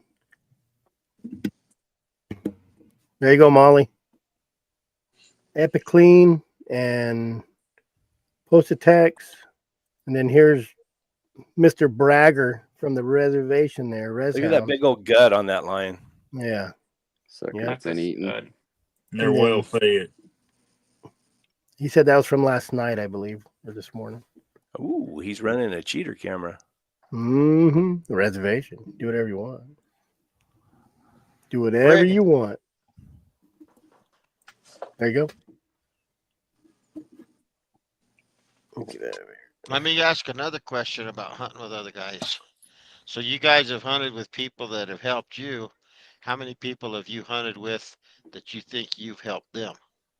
Or at least that was your intent. Damn, Benny's going philosopher deep today. I helped 2 guys and both of them screwed me over. Oh, that's the worst too. And I call them trespassers if they're those kind of people. I've hunted. There was a guy I hunted with, same thing, and I didn't take him to my really good spots, but he was still hitting the spots I took him to, and that drives you crazy. And I've heard he's done it to other people, so I call them trespassers. I'd call those hunting accidents. Yeah. I hunted with when Bency was just a little kid. I hunted with him quite a bit, but neither one of us knew what we were doing. And he went on to become, he catches a lot of lions. He does whatever it takes to catch a lion. No, he's a hell of a lion hunter. Well, when he got started, he didn't have no kid or wife either. No, She came into that. He didn't just start in the middle of a family. He rode my mule, one of my mules, and then I gave him dogs and everything, but he, Bency's just one of those type of guys that he's gonna be successful at it one way or another. Yeah. Listen, Matt. I do answer my phone, but I get so many spam calls. If I answer in Spanish, text me first, because I always answer and talk in Spanish when I get numbers I don't know, because it's usually somebody from East India, and none of them speak Spanish except for one. One guy did speak Spanish, and then I started talking in Spanish about some weird stuff, and he hung up on me. I hunted with Bency once and I provided him my stick horse, and I had to get on his ass and say, "You're supposed to ride the horse, don't lead him," because he didn't have any mules or anything of his own at that time. So he was used to just stretching his long legs and going. He can go too now. Oh yeah. Who's that, Vinci? Yeah. He's a good lion hunter. He's a good So houndsman. is that guy right above you, Brett. Where's your shoes? Show him your shoes. Tell me he probably wears tennis shoes. He wears the hiking shoes. probably needs to. He wears $300 shoes, right, Jared? Yeah, he had a pair of Kenner tracks with those soles on them.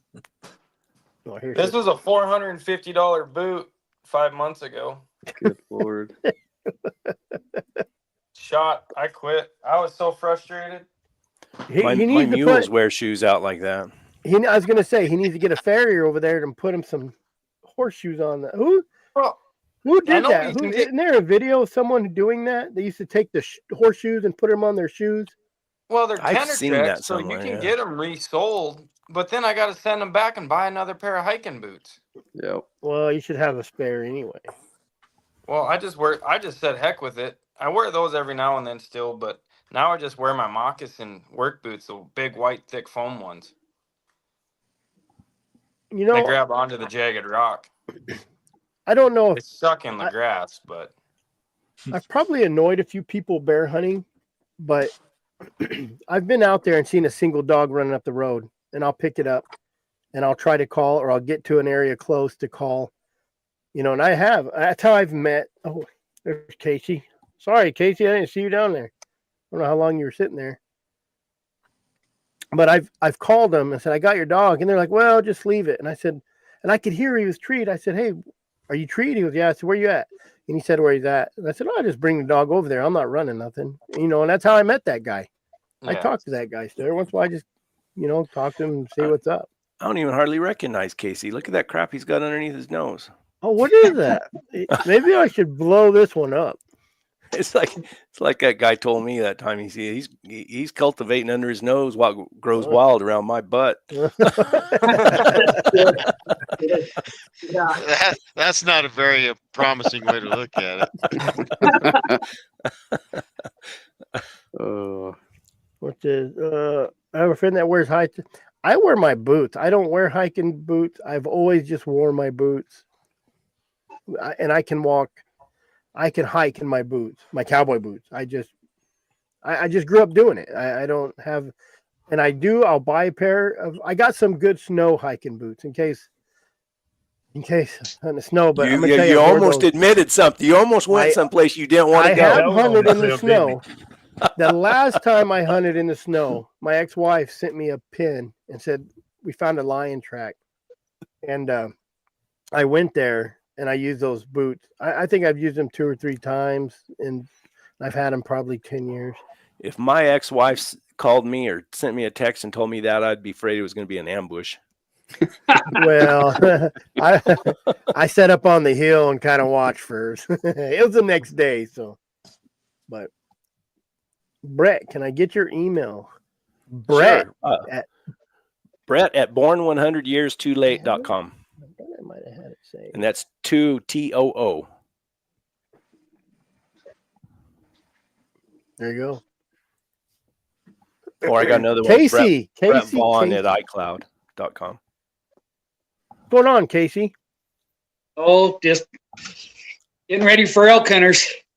Don't text me when I'm on a live because I'll send you a link and make you come on. Oh, that's good stuff. What do you got to say? What do you got to say about hunting with people? No, I'm not talking about people from back east. We don't want to tell that story. Or from Louisiana. Yeah. Yep. You mean like hunting with other dogs, or just hunting with Scared 'em other? What happened to All Cold of it. Strike? All of the above, Wait. Casey. Who left? All the above. Oh, Dustin. You know, heck, I hunt with quite a few guys. You know, I think there's probably 3 or 4 guys here that I hunt with, and you know, from time to time, occasionally, and you know, we mix dogs, and a lot of people say it doesn't work, but we I don't think we've ever had that much of a problem with it. You know, I think, But they got manners. Yeah, I think we all kind of hunt the same way, and you know, I don't know.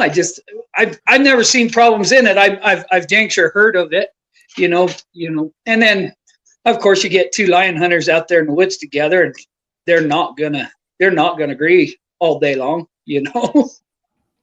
Yeah, but when you're out there on a mule, or you don't just walk together holding hands. You kind of just split up the canyons, and you know what I mean. You kind of know what's going on. Not everybody hunts like you, Chris. Some of us hold hands. Speak for yourself, Chris. Me and Benny held hands a few times. Oh, it gets lonely out there in the woods. I mean, me and Casey and Justin Marks were hunting together, but we couldn't decide who would be left out if we started holding hands. Oh, he can't be the third wheel. Oh, odd man out. Fan out, more coverage. Yeah. Yep. Yep. Guys, I hate to bug out, but I'm going to have to. I got to get up early in the morning. I know. Yeah, 30. I'll call you when I get up and make sure you're awake. My wife and I get up at 4 o'clock in the morning, so. Yeah, you'll be asleep still. My Well, you Lord, got to big go boy. to. You got an hour's drive to work, don't you? Hour and 45 minutes. Oh man. Oh, man, you just remind me. I got to go. I got inspections tomorrow. I got to go work. I try to stay on top. Res hounds. That's why he's trying to get you up there. Have a good night, Brett. All right, guys. Thank you. It was Troy fun. Sesley. Mind your manners. Oh, yes, See you, sir. Brett. Yes, sir. See you later. Hey, Casey, I was over there in your neighborhood again a couple weeks ago, and I didn't see you. Man, you need to call me when you're coming.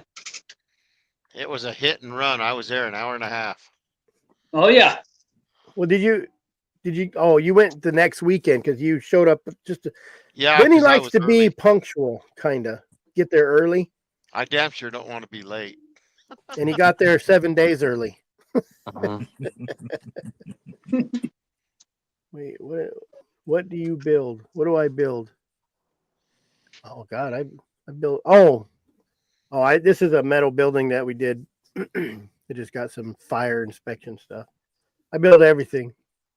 Tilt buildings, houses, whatever they pay me to build. Build you a doghouse if you want.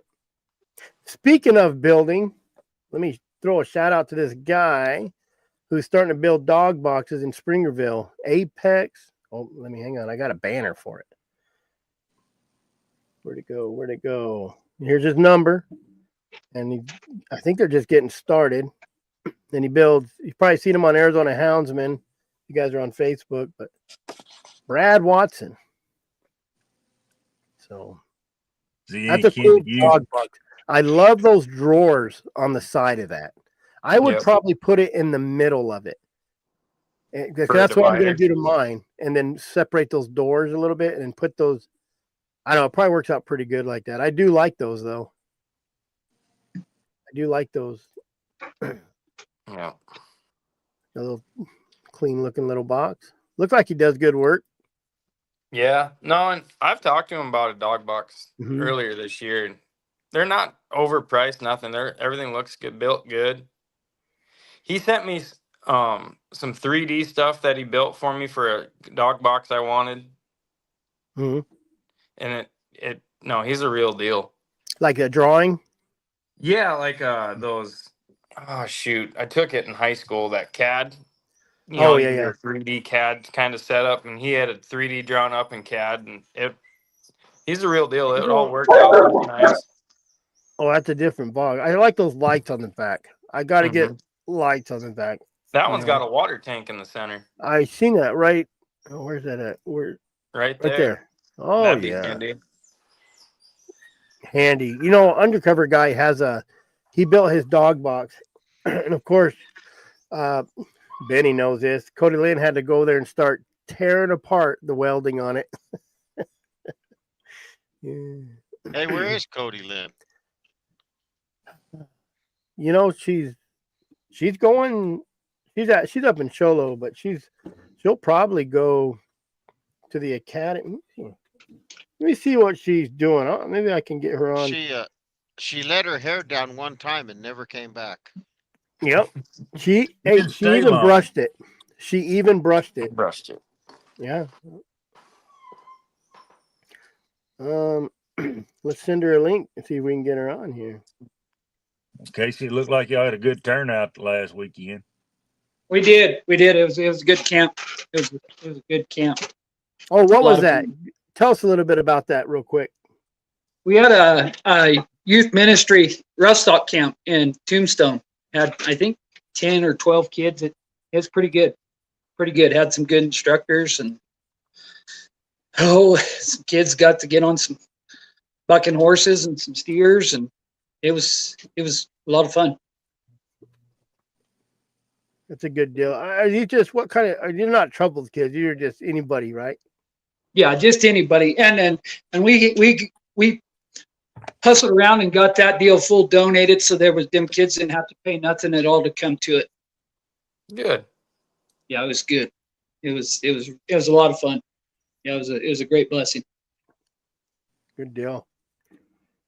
Casey or Diane wasn't driving them around, was she? No, we let the kids do the wrecking. Is that snake you got down there? Casey loves them snakes. Jeremy and That's his Casey's snakes. buddy.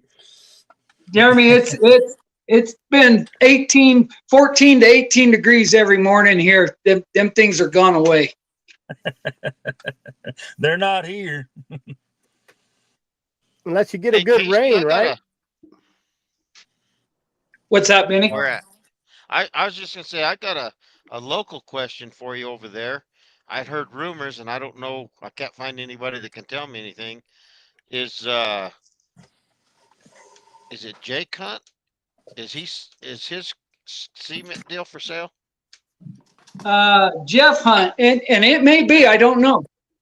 I haven't been to town in a while. Like I've blowed through there, but we've been busy hunting, and then we had that camp, and then I got home, and I got 3 weeks worth of elk hunting. I got elk hunters come in. Well, we got an elk hunter here now, an archery hunter, and then we got a late rifle bull hunter coming. So I haven't caught up on the gossip in young Arizona.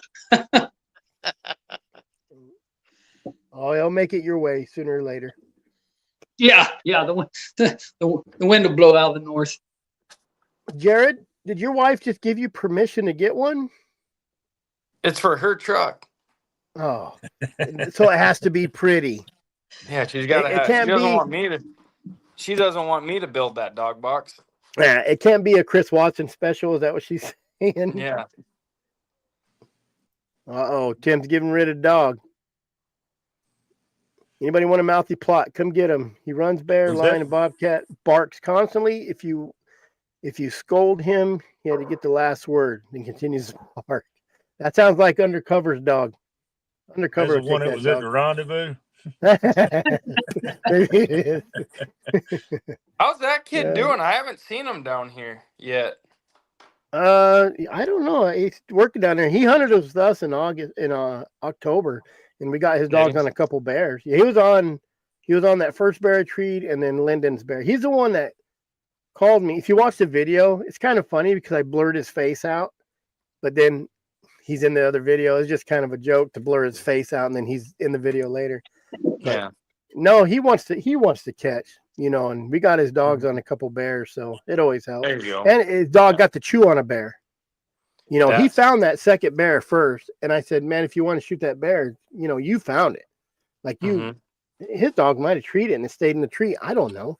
We caught it 200 yards away, and he said, no, just if you let my dogs chew on it, I don't care. So he didn't want to burn his tag. And we had a 10-year-old that was itching to burn that tag. So he let Lyndon shoot it, but his dog did get to chew on it, and it's typical first time them dogs run up and sniff it like, what the heck? And you have to let a couple of the other dogs off, and, they come in and try to drag that bear down the road. And so his dogs, he'll do good, but he is still down there.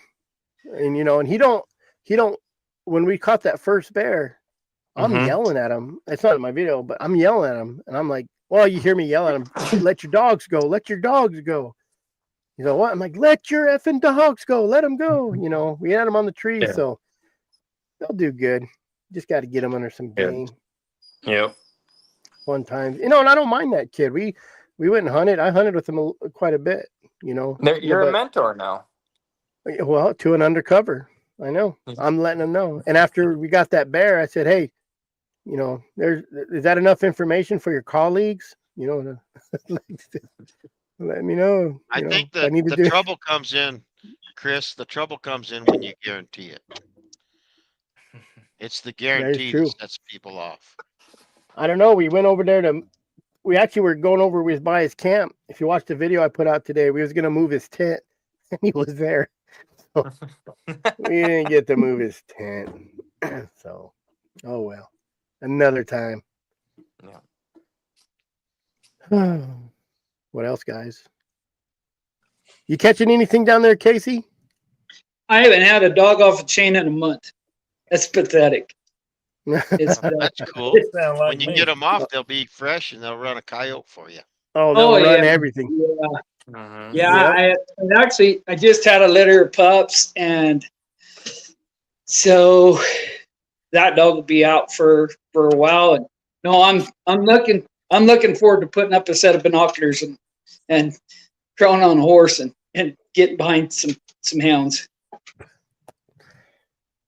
What are you gonna do with those pups? I got to split the litter. I bred to a kid there in New Mexico's dogs. We're gonna split the litter. I had 5 of them. Yeah. You keeping them all? Are you keeping the ones you're keeping, or? Well, I'm bad colorblind. I bred a blue tick dog to a red dog, and ended up with one red female, so she probably ain't going nowhere. And then the rest of them were black and tans. Huh. Jared, look at Jared all smiling up there. I do like the black and tan. I bred that dog's full sister to another dog here in Arizona, and ended up with 2 dogs, and they were both males, and one was black and tan and one was red. And I was like, crap. So that's why when that dog's full sister come in the heat, I tried one more time, because that dog's like 8 years old. Both them dogs are 8 years old. They're litter mates. And I was here trying to get a female out of the deal, and I think there's 3 females, 2 males in that litter that we got. So, yeah. Oh, Sarah just threw down the rules. Put the smack down on the rules, Jared. Yeah. That's what happens when you give her the damn link. She knows what you're talking about. The only thing is plywood on top. I welded the whole thing. I just covered the top with plywood. Well, let's talk about dog boxes real quick, because aluminum horse trailers to me are junk. I don't care if you're going down the damn freeway. They will fall apart and crack. It don't matter. Aluminum. So I don't, aluminum dog box. I mean, you guys seen, where I take my truck. Jared has seen it. Yeah. So I if you're both, I got an aluminum dog box. It's cracking, but I also got fired for shooting my mouth off before I totally finished welding it. So it's about 85% welded. So I don't think there's a guy that comes on this show a little bit, but that doesn't shoot their mouth off. I don't think there's a guy that comes on this show that doesn't have a shoot your mouth off story. Maybe we should do just a show on what happens when you shoot your mouth off as a houndsman, because when I get fired, I'm like, yeah, fire me. Boom, gone. On the next day, I'm not caring about looking for a job. Well, I was mad because I was on the road for 27 days straight, and freaking my buddy was watching the dogs, and I got back off the road, and we were working 7 days a week. I get to the office, and they're like, hey, just so you know, starting December 1st, your hours are cut to 32. And I'm all, what the shit? And I go to my project manager's office, and I was like, what the shit is this? I've been working like 100 hours a week, and now all of a sudden I'm down to 32. And he's like, that's how corporate wants it. And I called him a spineless F word. And then the next day, HR was off, and they came back, and she's like, hey, here's your per diem pay for when you were on the road. And I was like, I already got that check. And I opened it up, and it was pink on the inside. Yeah. Yep. That's one time where that's just not a good thing. I was talking about. Like, well, I guess I'll grab my helmet and I'll go home. Well, it sounded like you didn't want to work those 32 hours. Oh, anyway. You know what? Yeah. Jared just should mad have. about He was bitching because he was working 100. And then the guy said 32 and he could have hunted more. And then he got pissed off because the guy told him he had to work 32. Well, I was just mad because I've been on the road for 27 days straight, and they said we had all this work. And then it gets cut down to 32. And it's just like, what the shit? I just came I was gone for almost a month, stacking all these hours up, getting all these jobs done. And now we have nothing to do. That's why I got mad. Gave a month away a hunting for no effing reason. I tell you, those old, dirty, nasty wood frame dog boxes will last forever. I think Joe Hott had a dog box made out of wood. I think it was even a 2-story one, and it was horrible. They won't last here. Well, Arizona, the worst thing it do is dry out. You're lucky if the dogs piss on it, so it keeps the moisture in there. Mine will get but termites they last. down here probably. And then here's a question. Let me tell you something. This is my brother, and he's not a lion hunter. He's not a dog hunter. He does a little hunting, and he told me, And this is so great when somebody who don't hunt calls you and says, you guys have a good show, and it keeps them entertained. A non-hunter, like he's a hunter, but he's not a hardcore hunter. Like, like we quit our jobs to go hunt. And what's the most bizarre thing you've seen a lion do? The most bizarre thing I've seen a lion do is I'm trailing him up and around a road and lose him, come back, and that son of a gun is walked up behind me, trailing us. Have you guys ever had that happen? I had one time when I was boot hunting lions before I had dogs, and I was hiking tracks out in the snow. And he turned around on you and followed you? Yeah. I cut his track, and I was in the bottom of a canyon, and I ran out of snow in this willow patch, but there was a herd of deer, about 30 mule deer feeding on the hillside. So I went up and I just started fawn bleeping. I didn't know what I was doing.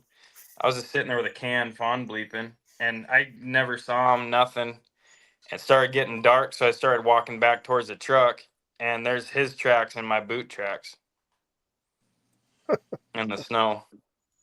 A month later, I bought my first hound. I didn't see this, but Larry Hendricks asked me if I'd ever heard of it before. It happened to him on the Wallapai Reservation. He said that he had a lion in the bluffs, and the bluffs over there can get pretty serious. It's on the edge of the Grand Canyon. So he said that there was he knew that they'd caught this Tom somewhere, but he was hiding in there. So Larry was crawling around in there, and he had a young dog that was kind of sniffing around there by him. June. And this young dog found that lion in a crack. And when the lion jumped out on the ledge, he was right there on the same ledge with Larry and this little dog. And the lion was in the middle of the two, between Larry and this dog. And that dog started raising Cain, and he could hear the other dogs coming. He said that lion, he said it was a big Tom too. And that lion looked at Larry, and he said he looked at that other dog, and he looked off the edge, and he said he didn't leap, he didn't jump, he just stepped off. And Hendricks said it was about a 250 to 300 foot straight down drop, right down a straight bluff. He said that lion just like, well, what the hell, and stepped off. Did it kill him, or did he just? No, he went down there the next day and scraped him off of the bottom. He was dead as hell. It was just a sheer wall, just a straight rock wall face for 250 to 300 feet. And he Geronimo'd it. Yeah. Who would have ever thought that a lion would just step off into space? One time, I don't know if this is weird or not, but this is in Nevada. I trailed this lion down this big sandy wash on, just say, the right-hand side for a mile and a half.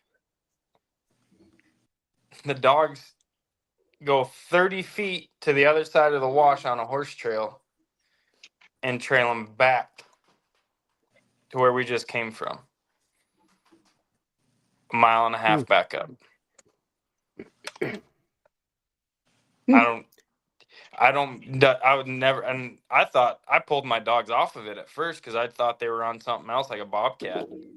And I go over there and there's his track. I don't know why he did it. Goes back to handler error, don't it?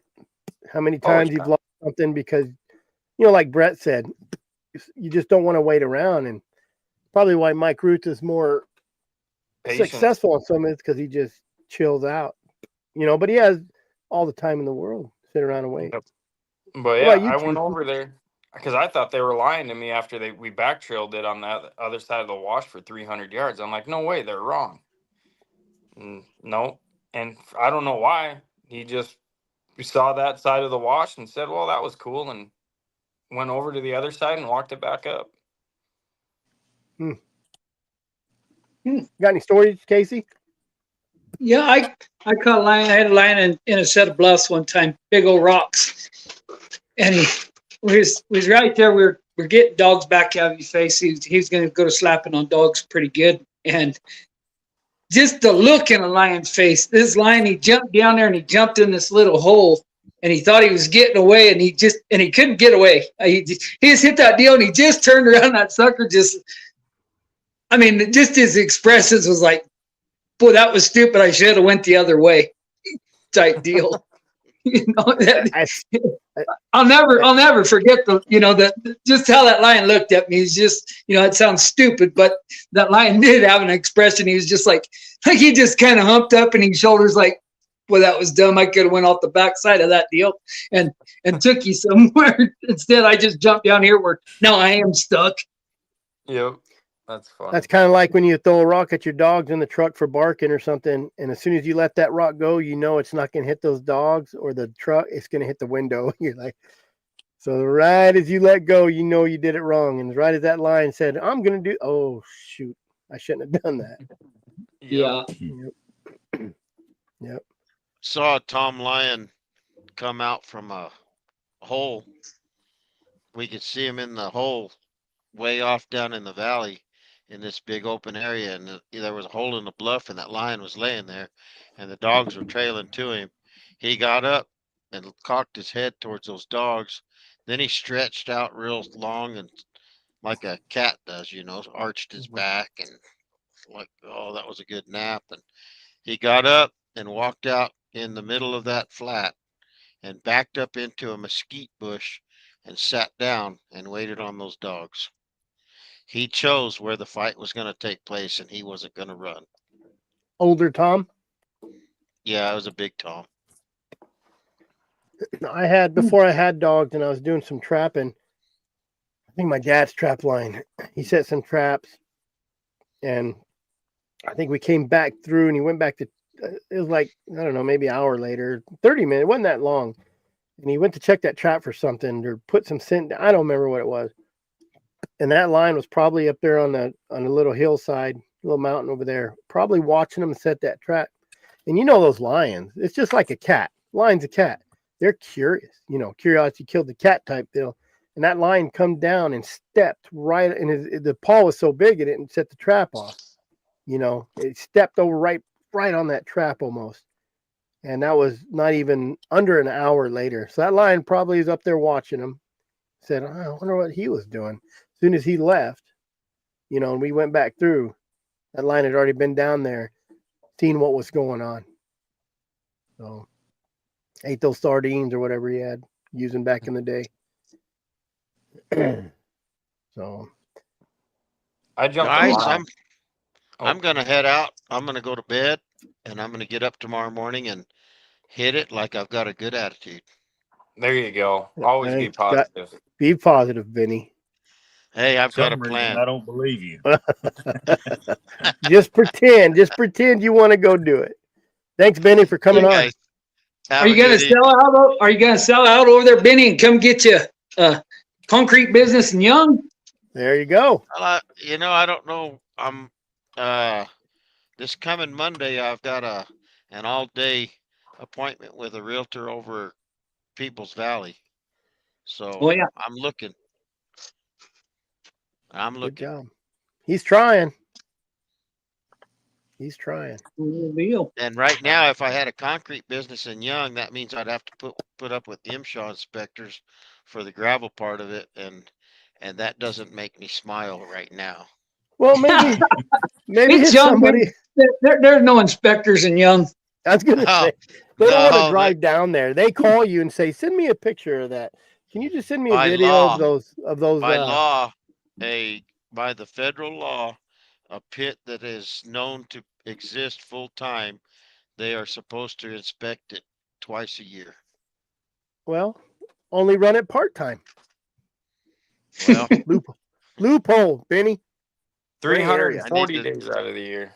These guys that came over here and gave me 22 citations for something that I wasn't even responsible for. I'm very irresponsible. I'd like to give them a hunting accident. There you go.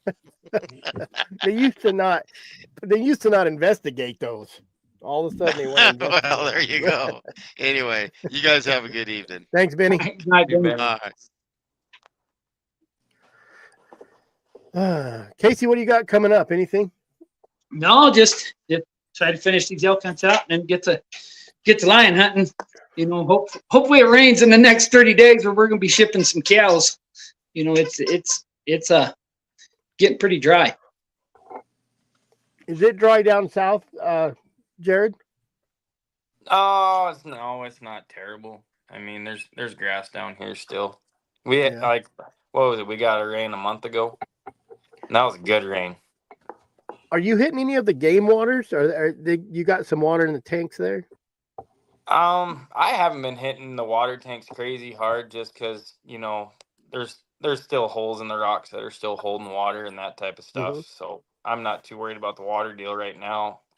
Now, in the beginning of the season, in September, early October, yeah, I was hitting the waters pretty hard because everything was dried up from monsoon. But now there's water. There's a good amount of water around. Be nice if this Yeah. grass, if the cows would eat all this grass down, so quit holding scent back. Your dogs can get through it without snorting seeds. Yeah, snorting seeds and trying to pull a lion track out of something that ain't there. Yep. What about you, Jeremy? You got anything coming up besides Arizona trip in your future? Oh, you're gonna get me in trouble too. Why? Because you're gonna show up and I'm gonna have to not work. You don't have to work. Works for No, fools working- anyway. working's for poor people. I've always said working's for poor people. That's right. So if I'm not working, I'm just not broke yet. If I'm working, I got to pay the power bill so I can get Yep. back out there and hunt. Good deal. That's why my Well, wife's. guys. That's why my wife's in Nevada. Someone's got to pay that bill. There you go. Yep. And she did kind of give you permission to get a dog box. She did. And you got a cat file full of ideas. I do. I told him I'm thinking about it, but I got to go buy a started dog. Hopefully Breck Bean will sell me one after that Chi-Chi dog died. I got to see how much that's going to cost me first. You know, I think a lot of you rely on a dog sometimes. I relied on Luke. Luke is Dirty's dad. Yeah. I have no clue of his background. I know my cousin got him out of New Mexico. My cousin bailed, left his dogs with me, and that's how I started my line. CC was out of Salazar for sure. Mhm. I bred. I had a cancer hunt down there in Tonto Basin. I bred that dog before I left. I bred Luke to CC. Luke got ran over by it. I know the guy's license plate still in my head. And he ran it over and left. It was out in the middle of nowhere. And I know, when you hit a dog, like, I mean, Yeah. I called Game and Fish. I said, hey man, I'm going to go over to this camp. So it'd be good if we had some sort of responsible party there, because I'm probably not going to be very responsible, Yeah. And the guy actually packed up and left by the time everything You happened. got there. Yeah. And all his buddies like, no, he wouldn't have done that, and blah, blah, blah. I just need I mean, more numbers. accidents happen, but Yeah, I just need What's more that? numbers. I just need more numbers of dogs right now that know what they're doing. I got 4 dogs they're real good dogs. Then I got 3 dogs under 2. And that's what I got, besides the 3 little mongrels that are 7 weeks old, 8 weeks old. but you do hunting to where you're not just looking for a track the whole time. You get out there and do those circles, and Yeah. sooner or later That's you're the going to hard catch part. something. Well, Mhm. yeah, you do that, catching something, but when I got a guy paying for a 7-day hunt, Yep. I can't rely have to- just on those. I got to have numbers so those dogs can take a break and lay up for a day or two. Especially Mhm. if, like what happened yesterday, we got on that hard running female and we had her jump by 8 in the morning, and, we were still going after her at 2:00 in the afternoon. Yeah. That'll kill a pack of dogs. Now, what am I supposed to do the next day? That type of stuff is what worries me. Yeah, Go I to get town. on a night old big straight walking tom or something like that and trail that sucker for all day long and trail him good, for Mm-hmm. 8-9 miles, and you ain't got a dog left tomorrow, like, and then like you said, you've got a few of them number ones with you, and well, it's hard to leave them in the box, and then next thing you know, you got to hunt hard again the next day, and you're out of dogs. Yeah, it in the guiding business, and hunting on dry ground dang sure takes a pile of dogs. It does. Well, let's end this. We'll end this show tonight on what dog. If you lost, like Casey, how many? If you lost what's your best dog? If you lost him, you'd be kind of screwed. Do you have a few top dogs? Some people say, "Well, you don't have top dog, you don't." But everybody has that dog they rely on. Which dog do you think, if you lost a dog, that would hurt you? I really got nervous here about 3 years ago. I started losing.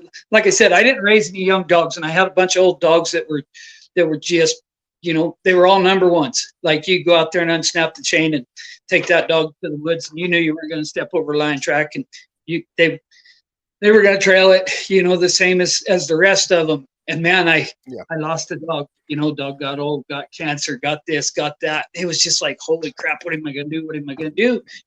And them dogs that were right there, at that 3 and 4 year old age, man, them dogs just go to stepping up. I haven't been in that position in a long, long, long time, but them dogs will step up, like how Jared's hunting. He's going to the woods. He's not just driving around looking for track. Go walk them dogs through the woods, and you're gonna have your puppy stuff, and you just go on with it. Sooner or later, my famous saying, you're gonna catch lines, you're gonna catch, and you're not gonna catch the ones you're not gonna catch. But they don't make dogs sitting in a dog box. Go to the woods. So I think a lot of people do this is they just get out and they're hunting, and they don't realize, shoot, maybe I should pull some of them lead dogs and you could probably take them to check tracks, but start letting some of them dogs now before you lose that opportunity. Yeah. To start working on their own. I guess just take those young dogs out and let them run wild. Let them, because without the older dog there, it's like your dad. Say you're working construction with your dad, and let's just say you're framing. He's going to go in there and lay out and do all the framing, whatever. And you're just going to kind of come behind him. You know what to do, but you're not going to jump over him and start laying out.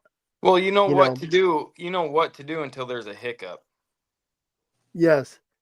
And then that hiccup happens, and you're like, shoot, what do I do? And it's only a 30-second hiccup. And then your dad comes in and says, no, just cut that shorter, add length here. Yep. And it's fine again. You're that's, but yeah. For a long time there, or for a minute, I guess I was kind of out of some dogs, and I kind of wanted to get back into dogs. And I got to asking around, guys I know that hunted and stuff like that. And I need a couple good old dogs. And, what about that dog there? Will that dog strike his own track? And this dog does this or he does that. But for a long time, I wasn't getting the answer I wanted. Will that dog strike his own track? And I guess where I was going and talking to them guys, they're like, well, I guess I don't know. I'm like, well, how do you not know? Well, we start the track with so-and-so. Yeah. And then as it gets going, we'll get them other dogs and we'll go to them. And yeah, this dog trails real good. He'll figure out a lose. He'll do this. But nobody could ever answer me. Will that dog start his own track? And man, that kind of aggravated me, because when them old guys I hunted with, every dog they had could start their own track. They may start their own track and be a little trashy, but they could still start their own track. It wasn't ever like, hey, that's my number one strike dog. Well, that might be your number one strike dog. But the way I always looked at that, if you're hunting them dogs and you've been hunting them dogs for a couple of years, you got a couple good seasons on them. Mm-hmm. They're all strike dogs. Jared, you see what I'm saying? Jared, I put your wife's thing up on the screen, so you have proof that she says I never tell him no. All right, save this video, take a screenshot, whatever you need to do, and I got your back on this. Oh, perfect. I never tell him no. There you go. It's probably why What I'm about broke you? all the time. What about you, Jeremy? Like you're Well, not that's what I was lion or just- bear really, but I mean, do you since coon hunting is just really easy, like a child sport, maybe tell Well, that's where we have the Yeah. advantage. What Casey was saying. We single ours out. Mm-hmm. That's the only way they get experience and get confidence is to single them out. So that dog can do it by itself. So Yep. we Is can it- actually answer his question. Whereas y'all hunt with a pack. Your young dogs learn from your old dogs, just same way we start ours, but ours are more independent. And we don't have 100 lions down on the river. No. That's Like, can you go tonight. out right now and go to a spot and know you're going to catch coon, even if you took a very inexperienced dog? Like you could almost. I do not leave the woods without tree and a coon. Gotcha. I wish we could do that lion hunting, huh, Jared, Casey? Be That'd be nice. great. That'd be great. Well, that's You like know- tonight. I carried 4 dogs. One I know he's not going to tree. He'll help on the track, but and especially if it's a hot track, he'll start it. And he'll be at the tree, but he's not going to do anything when he gets to the tree. But the first one, all 4 dogs are on the first tree, and the second tree, my puppy went out and split off to the right, opened up first, and my old Gyp, she opened up 200 yards from us, and he finally located and fell treed, and I'm walking in there to him, and everybody else comes to him, and he's in there just blowing the top out. Hmm. And actually stayed. Normally he'll get jealous and leave. So When on they a, come in there to him. I think on a lion, when you know you got a track, it's hard just to, and you want to catch that lion and you know he's there. I think it's hard for us to say, all right, I'm just going to let these little dogs go. And I think this is my opinion, and I ain't no Ben Lilly or whatever, but I think if you use that older dog that you know is going to run it and you let them get those little dogs run it and then pull that older dog back just a little bit and let those younger dogs take, that's probably a good tactic, I would imagine. Get them But it's- excited. It's like when you shoot a bear out of a tree, hits the ground, and those Yeah. pups that's never Well- been on one, they go sniff it. Even a lion, right? They go up there and they're like real cautious until you let that other dog out, and it runs up and it's biting on that lion, and then those little dogs are like, whoa, wait, we can do that, and it gives them that confidence. You should probably use your older dogs to gain the Well, confidence. This is, can't do it in Arizona, but I don't know about anywhere else, but in Nevada, in the summer months, I ran cell phones. Yeah. And I would take my beat up 9-year-old Walker male, my Mo dog, slower than molasses when it comes to cold trailing, and young dogs. And I'd go to that cell phone. And Mo, he didn't care. If I asked him to hunt, he'd go hunt. If I told him no on a lion track, he'd just be like, fine, I'm not going to do it today. And so I'd kind of hold him back when we got close to the camera. And if the younger dogs took it, fine, let them take it. That's a confidence booster. If they needed help, I had my Mo dog there. But, some states don't allow cell phones, but that's the best pack of young dogs I had was from doing that. Yeah, I knew what they were trailing. I knew how old the track was, and I knew what direction I was going. And that's what training. That's It's what like annoys having me a about. caged bird for a pointer. Yeah, that's what annoys me about like some of these laws. I mean, you could really meticulously tune a law to where, like in the summers, we've talked about pursuit in the summer, where you can use those. You're not killing them. you're training them like you, and a lot of people I'd pay for a training permit. And if I have to pay $20 a camera a month to register it, like the traps, you have to put your number on the traps. You put your number on the camera. So when Mr. Green Jeans comes around and, oh, there's a camera. Oh, that's Jared's camera. He's a lion hunter. And there's his permit number, you know, he's not going after deer or elk. He's going after lion. Yeah. You know, and it's for training. And then, you know, 2 weeks before the season, pull the cameras. You have to pull the cameras. And if you don't, you get fined. I think they need to really fine tune some of these laws where you're allowed to, you have some restrictions. And I think that's where houndsmen, oh, by the way, before I forget, we end National Hounds Association. Let me throw this out here real quick. Let me read it so I don't mess it up. I did talk to Naomi, and she did say NHA will be incorporated as a 501c3 in Wisconsin. She did post this on the National Houndsman Association Facebook. That's where you guys can go check it out. And then they're going to add the 501c4 shortly down the road. That's how you do it. You build up the C3, then you do so there's my update on the National Houndsman Association. If you want to go check it out, National Houndsman Association Alliance. National Houndsman Alliance on Facebook. Kind of keep tabs of it. But I do text her to try to get out some of that information. So for everybody's wondering what's going on with the NHA, National Houndsman Alliance, that's what's going on. C3, C4, they're building it. There you go. Yep. And then I got a 4-year-old female. She's probably seen 25 to 30 lions, something like that, as a 4-year-old. Won't start her own track.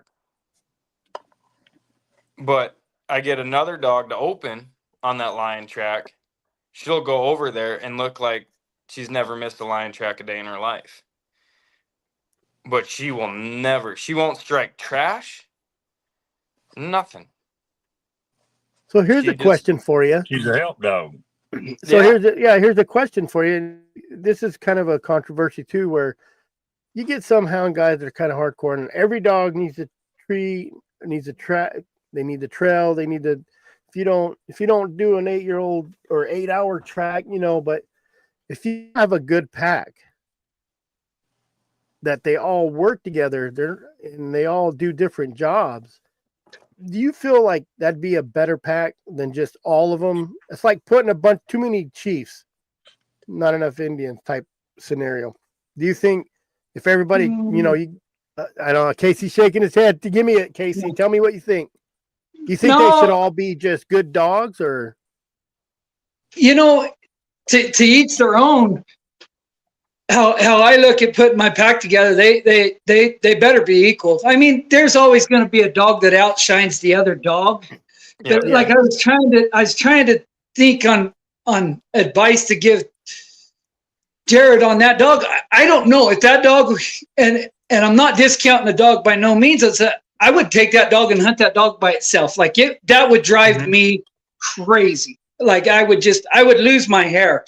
Like, you know, I do, and a guy puts up with a lot of stuff.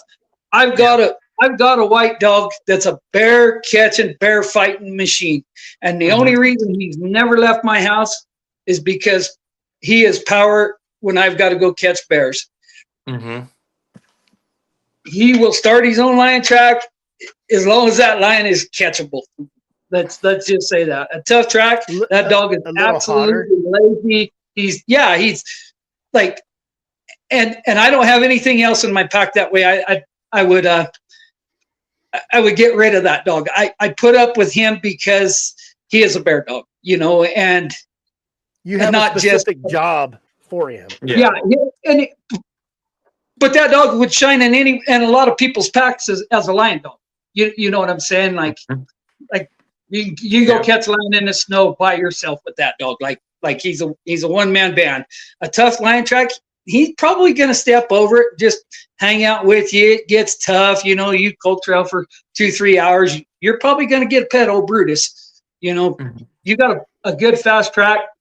That dog shines.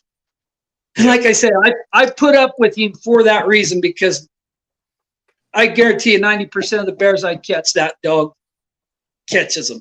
And when you're going to catch a lion, that dog's going to catch a lion for you. I mean, he's got that drive and that push on a great track. But like what Jared's saying about that dog, you know, she has to wait for another dog to strike, and then she doesn't miss a beat. She follows right through in there. Now I don't know what you do with a dog like that, except maybe just hunt her by herself. Heck, make her bleed. work. She'll bleed her lips out trailing. Mhm. Everything looked like $1 million dog, except for the first 10 seconds. Oh, That damn. count. So you really gotta give her the inspiration to go after it. No, not even that. I mean, once they're trailing, well, as soon as the dog opens, she'll go over and check, you know. Yeah. Walk me through this scenario. Say you're going down you're walking the bottom of a canyon and say them other dogs they're 10 foot off, you know, a big juniper tree right there, and there's a lion scratch. And you see that dog hit that lion scratch first. Does she trot over that thing, or does her head fall off and her tail goes to whipping and she just won't open on it, huh? Yeah, she just won't open on it to tell anyone nothing. She'll sit there and hammer it and wag her tail. And she won't say a word. And then another dog will come and hit it and bark. And then she'll start barking. She just like confident. Is she barking at them other dogs going to them, or do you believe that she truly has it? No, so she is mouthy like what you're saying too, where she'll bark and woody woo run into them. Right. But she will also pick up a loss. And walk you and go ahead and walk them other dogs through it, huh? Yeah. I don't know. Just keep hunting her. Yeah, I mean, that dog's doing all that. It's just a matter of time.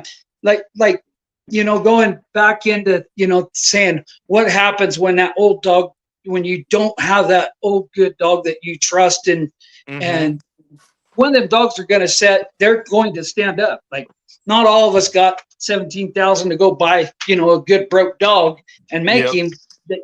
It's going to set you back a little bit, but it's only going to set you back as long as you let it set you back.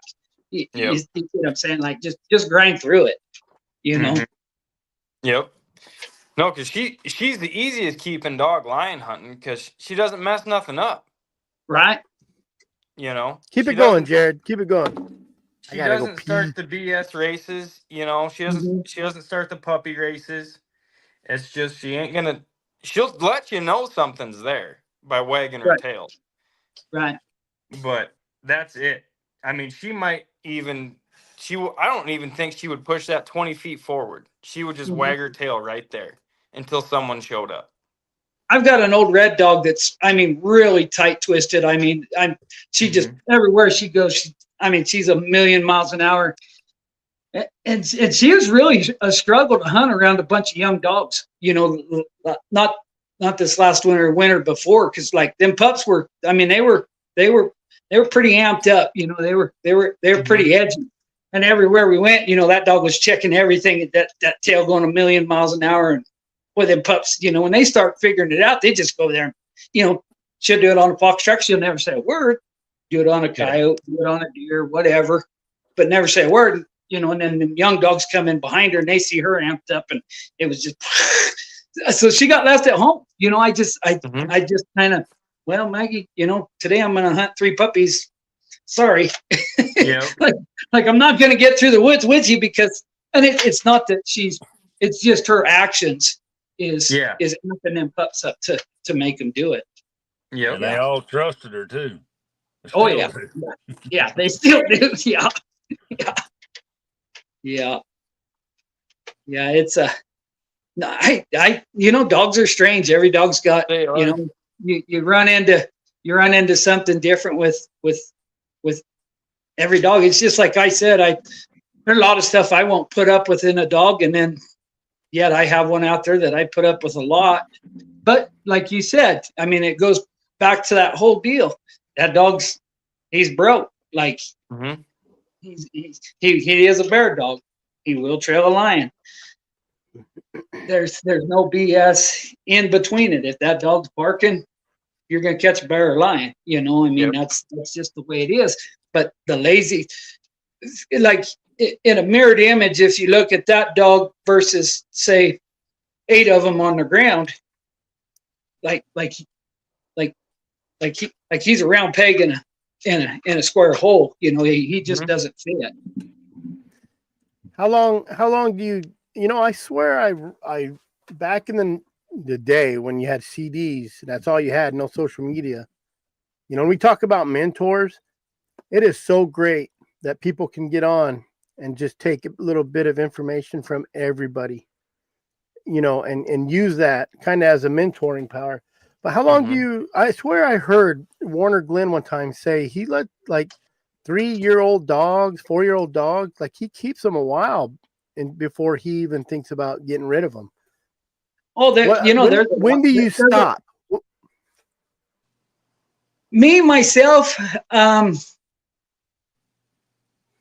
When I really go to hunting a dog, they're going to be, you know, probably 3 years old, and they, you know, if I'm doing my part, they're seeing game, and Yeah.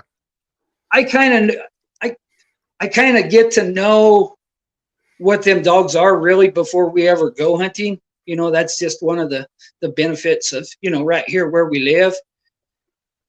And I think a whole lot of it is in the breeding. You know, that's kind of like I was when I sent that text message. You know, a dog's only going to be what the guy that's hunting is going to make that dog be. And Yep. and I kind of keep that philosophy. Like I can have a mediocre dog, but that's because I'm mediocre hunting. If I want a good dog, I'm going to put a little bit more effort into how I'm hunting that dog. Yep. There you have it. And Words I of think that's wisdom. true. I think that's true with every dog. You know, I mean, if you got cow dogs and you got cow dogs that trail cattle up and hold them, and you run up there and they got a bunch of cattle held up, and you run up and you go to hollering and yelling and screaming at them dogs, before long, them dogs are going to come find you. You know, they're going to get used to getting run up there and, hey, get back, blah, blah, blah, blah, blah. There's got to be reward in it. And them dogs see the reward in what they're getting, and it's how you're handling them, how they're being hunted or worked or handled. That's just the way that I look at it. Yeah. Yep. No, absolutely. Handler error. That's a big deal. Oh yeah, How I screw often them up every day. Poor dogs. How often Yep. do you knock one down to them?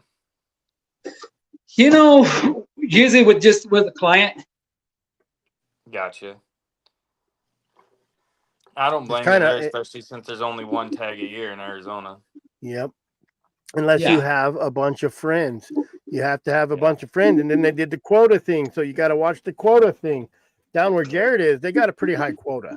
There's a lot of They lions do. down It there. closed last year though because we got snow in February. That snow will close the unit like So that. we have 62 lion quota. And when Jacob killed that Tom last year, he was number 28 at the middle of January. By the 1st of March, it was closed. I mean, it wasn't even that good of snow. Right. It hung out for a day or two, and then the roads were muddy, and then we get another little skiff of snow here and there. I didn't hunt it because I hate getting stuck and I hate sliding around. And yeah, you just go on and you look at the quotas, and you're like, Jesus, they killed freaking 13 last week. Yep. Yeah. You know, they get out there when it snows. Yeah, but there's some other like the unit right above the border unit, that one stayed open, but I mean that's tough hunting in the 37s. Yeah, that's some desert stuff right there, but still got to go out and do it a little bit. Got to make tracks to find tracks. Yep, absolutely. Yep. Well, good deal. So, guys. I was gonna, Casey. So, how long do you keep it? Like, so say you got a 1.5-year-old dog, and it ain't doing. It's going with the bigger dogs, but it ain't doing nothing. It's just following wagon tail. You know, it that's hard to say.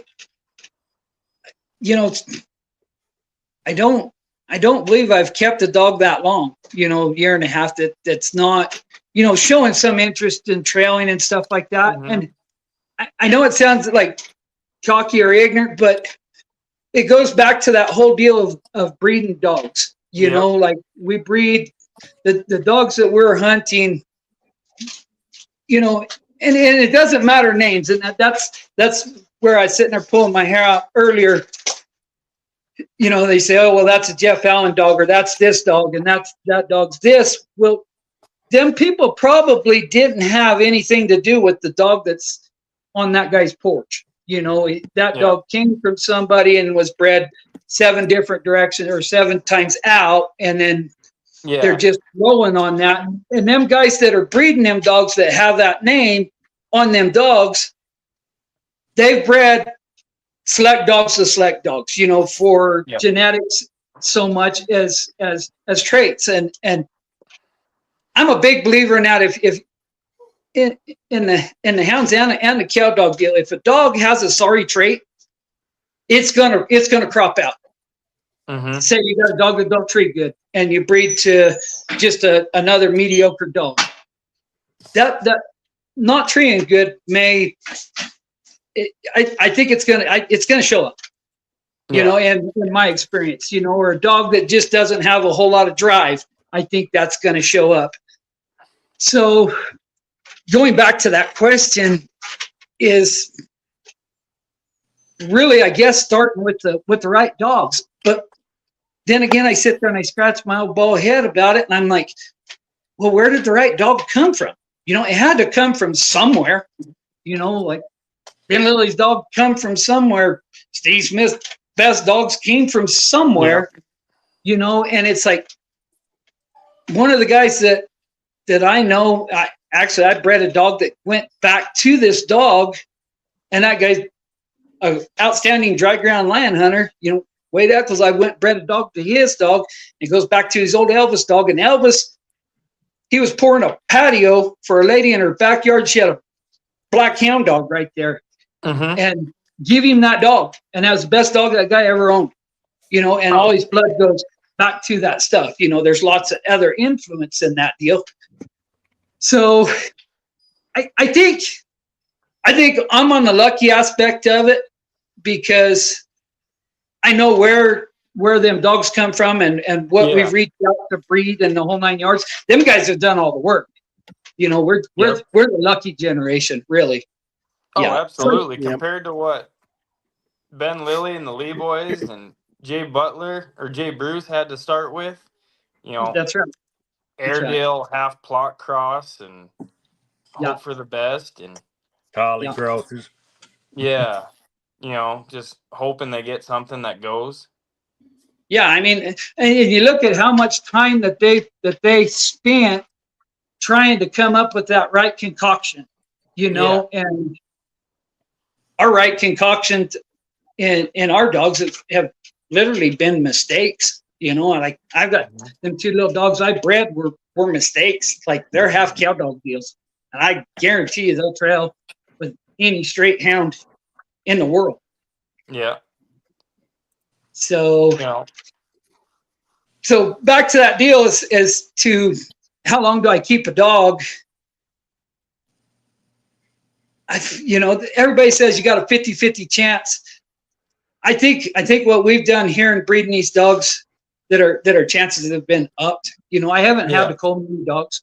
I haven't had to cull many dogs, and there's a lot of stuff I see in some dogs, you know, that have great blood in that. And I wouldn't breed to them just because of, you know, something like that. Dog's a little lazy, or he doesn't have the drive, or, you know, and like I said, that if I see that in a dog that I get pretty one-sided, and it's not right, but I get pretty one-sided. You know, I just, boy, the old blinders come on. Like I look for something different. Yeah. Yeah. Is that right? Probably not, but that's just It works for you. Yeah, Works that's for right. you. That's right. Works for me. Works for me. I mean, and it may not work for everybody else in the world, but it works. It works for me. I think that's the main consensus on all of that is whatever works for you. You know, because you got guys, if they're not doing nothing by a year and a half, they're gone. Oh, if they're not doing this, they're gone. You know, and I think it depends on what you're doing with your dogs. You know, obviously you want some super good dogs and you want them young.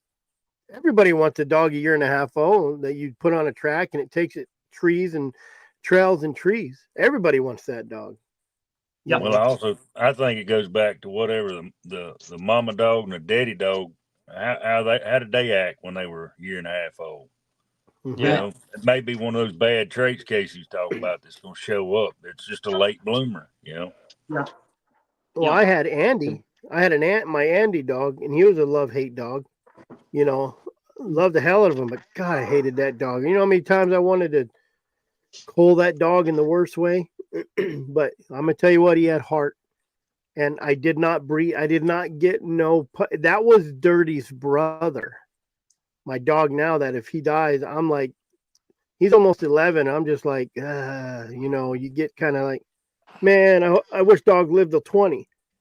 But Andy, he would tree, he would trail, but he worked with Dirty. He worked with them. I put those two dogs down, and I think it was more competition where Andy tried to get in front of Dirty, and Dirty would run it harder. And because Dirty was running it harder, Andy would run it harder.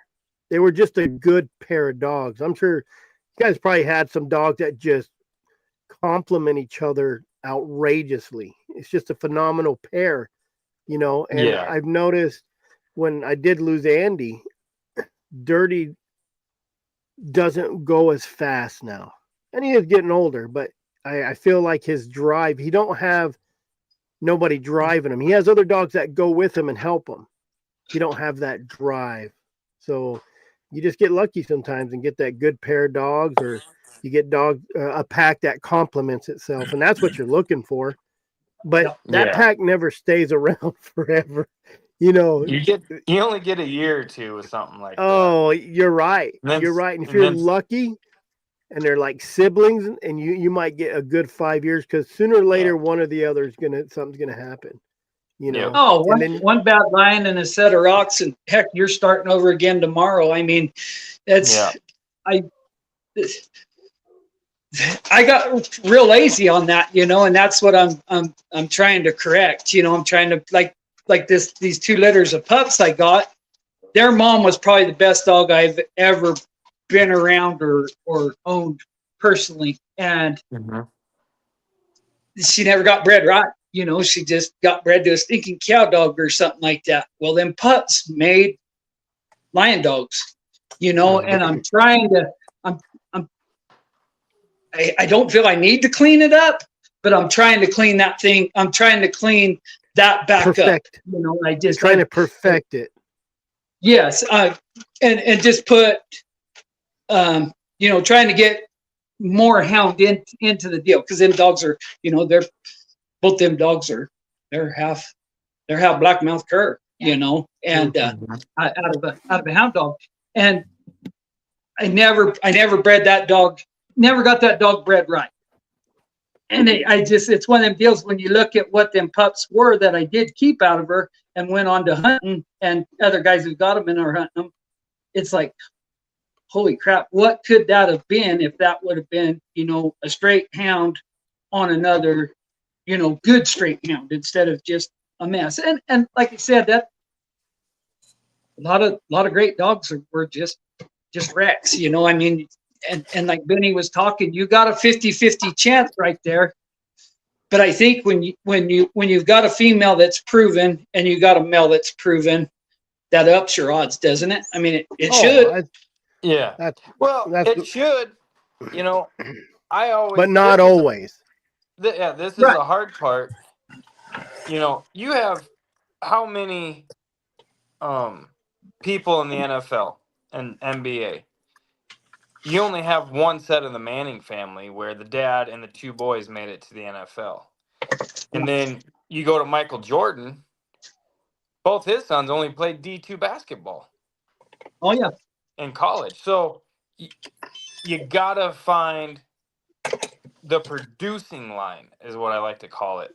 Yep. You know, where you got that male or that female, like no matter what they drop, when they hit the ground, you're like, those ones are going to do it. You know, she Right. just constantly throws the producers. And not all the time does that work. No. That's just the hard part about breeding is you could have two stud dogs and you're like, man, they're gonna drop some great pups, and 3 or 4 out of the 10 are rock stars, but the other 6 are worthless. I Those think are the ones I end up with. yeah. I think the general rule is you just got to run them. You got to run them. Absolutely. Well, They gotta go. They gotta go to the woods. Yeah, a dog can't be a superstar unless he's hunted, and Yep. and You that's got to give what I- them a chance. You got to give That's them what a I chance. think. A dog's only as good as the guy that is hunting them, and if you're not hunting them, they're not gonna be good. There's no way around it. Just like kids, some grow up faster. That's Yep. right. You know, some blow up at 3 years old. Some, man, it's great when you get that year-old that just really wants to work. But even then, when you raise puppies, like when I raise a litter, the one that comes out at 4 weeks old, 6 weeks old, and they're really working stuff, sometimes that's as far as they're going to go. That's it. And then the dogs that are lazy turn out to be like the ones that work harder. So Yeah, I'll go out on a line and just bow the world up. Like if you got a kid and you hand him a video game all day instead of kicking him in the butt and tell him go outside and mow the lawn, that kid's probably not going to be a rock star. Exactly. The kid that knows how to mow the lawn, he's going to walk up and shake your hand, look you in the eye, and you'll be able to say something to him, and he'll be able to accomplish something. Where the other kid that got a video game in his hand and he never mowed a lawn, he's probably not going to go be a superstar baseball player right off the bat, you know. And I guess in the dog part of the deal is we can eliminate we don't have to put up with that problem. Yep. $1 million advice there, everybody. It $1 is. million advice. Good stuff. Well, there you go. You know, this gets brought up a lot too. How many great colts came from Secretariat? I don't think none of his, right? None of his made. No. Mm-mm. Diane. There's Diane. There's the one that should be talking. She knows the real stories. She's a handier houndsman than me. How long did she keep you before you turned out okay? I was telling him, you know, he talks about all these puppies, but you know who raises the puppies, right? Yeah. And then you don't make them to him if they're not. Like, I really like a pup to show interest right away. Like, if we turn them out right here and they're not going up that hill hunting them cats and sniffing around already, it's like, I like them to show interest right off the bat. Those little guys, they should have some snap around already, even when I turn them out that kennel. Mm-hmm. Yep. It's always nice. And I then love there's been watching some the he's wanted litters. to kill that I have been love watching hard-headed, the litters. you know? Wait, wrong. I'm not. Listen, Red Nose. I'm not a horse guy and a horse racing. So I had a great cool name. Star as well is a great filly name. Did they do as good as him? Was it? I don't know. Maybe. Nope. You don't hear. Everybody knows who Secretariat is. I've never like Rising They're Star. one of those are Triple Crown winners. Mm-hmm. You know, you said it perfectly correct earlier. As long as you're happy with your dogs and you're striving to make your dogs better, that's all that matters. Yeah. Well, at the end of the day, I'm not feeding Chris's dogs, you know. That's a that's fact. You Well, know. Yep. that's right. That's right. Yeah, and you don't have to hunt with my dogs. Exactly. That's just how it is, you know. Yep. But you're the one how- feeding them. No one else is. Keep what you want. That's to that's each his own. To each his own. That's right. Yep. Well, there you go. There we go. The good note. Good note to end the show on. Yeah. I still got to go do chores. I haven't been out to the I got property yet. I got stuff to do too. Jared, I've Sarah, already Casey? been hunting and done Oh, chores. No, Show Sarah's off. been in Nevada, so Sarah's in Nevada, so I got She off don't go work and feed I your jumped dogs on for this. you? Yeah, she won't go to the property and feed the dogs for me. Oh, Well, you shouldn't have man. much dishes to do. You've probably been eating Tostito pizzas. Yeah, that's true. I've been using the same dish for about the week now. He hadn't even Just washed rinse it off with water and put it back on the tray. There you go. Yeah. Well, Casey, thanks for jumping on. That's what you get Yeah, for thanks for texting having me. me. Jeremy, I just sent him a link. I didn't know if he's going to show up or not. And it all boils down to what I text you. Dog's only as good as the guy that's hunting him. That's a Yep. fact. Yeah, want it good don't matter what dogs- anybody else thinks about him as long as you're happy. If you want good dogs, Yep. go make good dogs. Sore There you feet go. make really good dogs. That does. On both, on the dogs and the human. Yep, So, all absolutely. right, guys. There you If go. I'd have had service, I'd have been on earlier while I was hunting. Jared, Let's see you guys. or Jeremy comes on loading bullets, hunting, sharpening knives, charging collars, whatever he's doing, he Yeah. just gets on. Well, Casey, thanks Hey, for jumping still on. got to go on. Jeremy, Right on. hopefully Good I see you in 2 weeks. I Yep. don't know. That's what I'm debating on. Yep. Oh shit, Casey just said bye. Yep. He's out of here. It's getting late. And so all you got to do is show up in Tucson. Jared will go hunting with you for sure. Yep. Oh, look at that. God, she's all over you tonight. Teaching them right. She misses him. She said she put all the dishes away and left one out and said, "This is what you get. You wash She it if did. you want it." All of them are done. I haven't messed the house up. I've Ah. got one pot. I got one pot. I make my ramens in, and then I put them on the plate, and that's it. Then I Well, wash it up. then women clean that house before they go because when they get back, You it has know. to be clean. Yeah. Oh yeah, I will exactly get. right. I got pictures the last time I left. I can't remember if I had mud on top of a boot or something. And I tracked it in the house, and she sent Oh, me a picture boy, of she it. And got she's you, like, too. yeah, she did. She's like, I had this swept and cleaned before I left, and I've been gone Sounds for like my 3 wife. days. I've been gone for 3 days, and it's full of dirt. You stinking pig. Yep. Jared, when is she coming home? Sunday, she'll be home Sunday. Jared will be cleaning Saturday night. Yep. Well, we'll see. I got a guy coming in for a youth hunt for There you Tuesday. go. We'll Good see. job. Yep. All right, I'm not guys. helping. I'm just showing them where to go. I'm not glassing or nothing. I'm lion hunting, but Well, you're going to show me where the monkeys and javelinas are. Oh yeah, take them Oh, where them hey. monkeys are.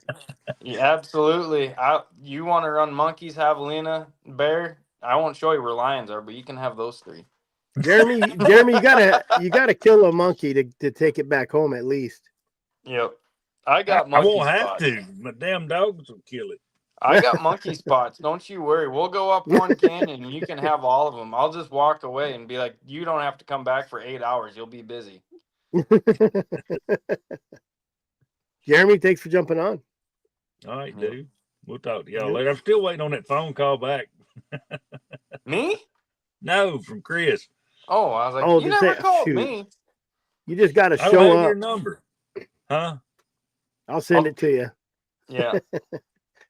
Jared will go hunting anytime he can. Oh, yeah. I will miss work. Well, they're going to fire me anyway, so heck with it. They'll get sick of me calling in sick so many times. Yep. All right, guys. Well, if I can't get Chris in 2 weeks, I'm going to come down south. All right. Run Well, some you're jump. driving right past Brett's too. You just got to stop there for 2-3 days, come over mine for 2-3 days, run down there for Yep. 2-3 days. You'll be busy. So send me the dates you're coming down because I think I got a guy coming for a lion. He hasn't booked yet, but he gave me dates. I'm thinking the first week of December. Okay. That's Okay. what I'm I'll thinking. send you guys each other's number. Yep. So, all right, guys. All right. See you guys Thanks for coming later. on. See y'all Later. Monday. Don't be Monday. stupid. Good advice. Yep. All right. See ya. There you go. There you have it. 2.5 hours, 45 minutes. I tried to cut it at 2 hours, but it never happens. If you guys need a dog box build, Apex Dog Boxes. Let me throw their number on here real quick. There's the number. Apex Dog Boxes, 928-551-5273. Talk to Mr. Watson. I think it's David Watson. Pretty sure. Oh, no, Brad Watson. Sorry. Anyways, give them a call if you want a dog box. If you want to buy some stuff, check out coldstrikegear.com. They sell some stuff. Other than that, thanks for coming on. We appreciate everybody who does come on and stay on for 3 hours almost. But always remember, keep your powder dry and stay safe out there.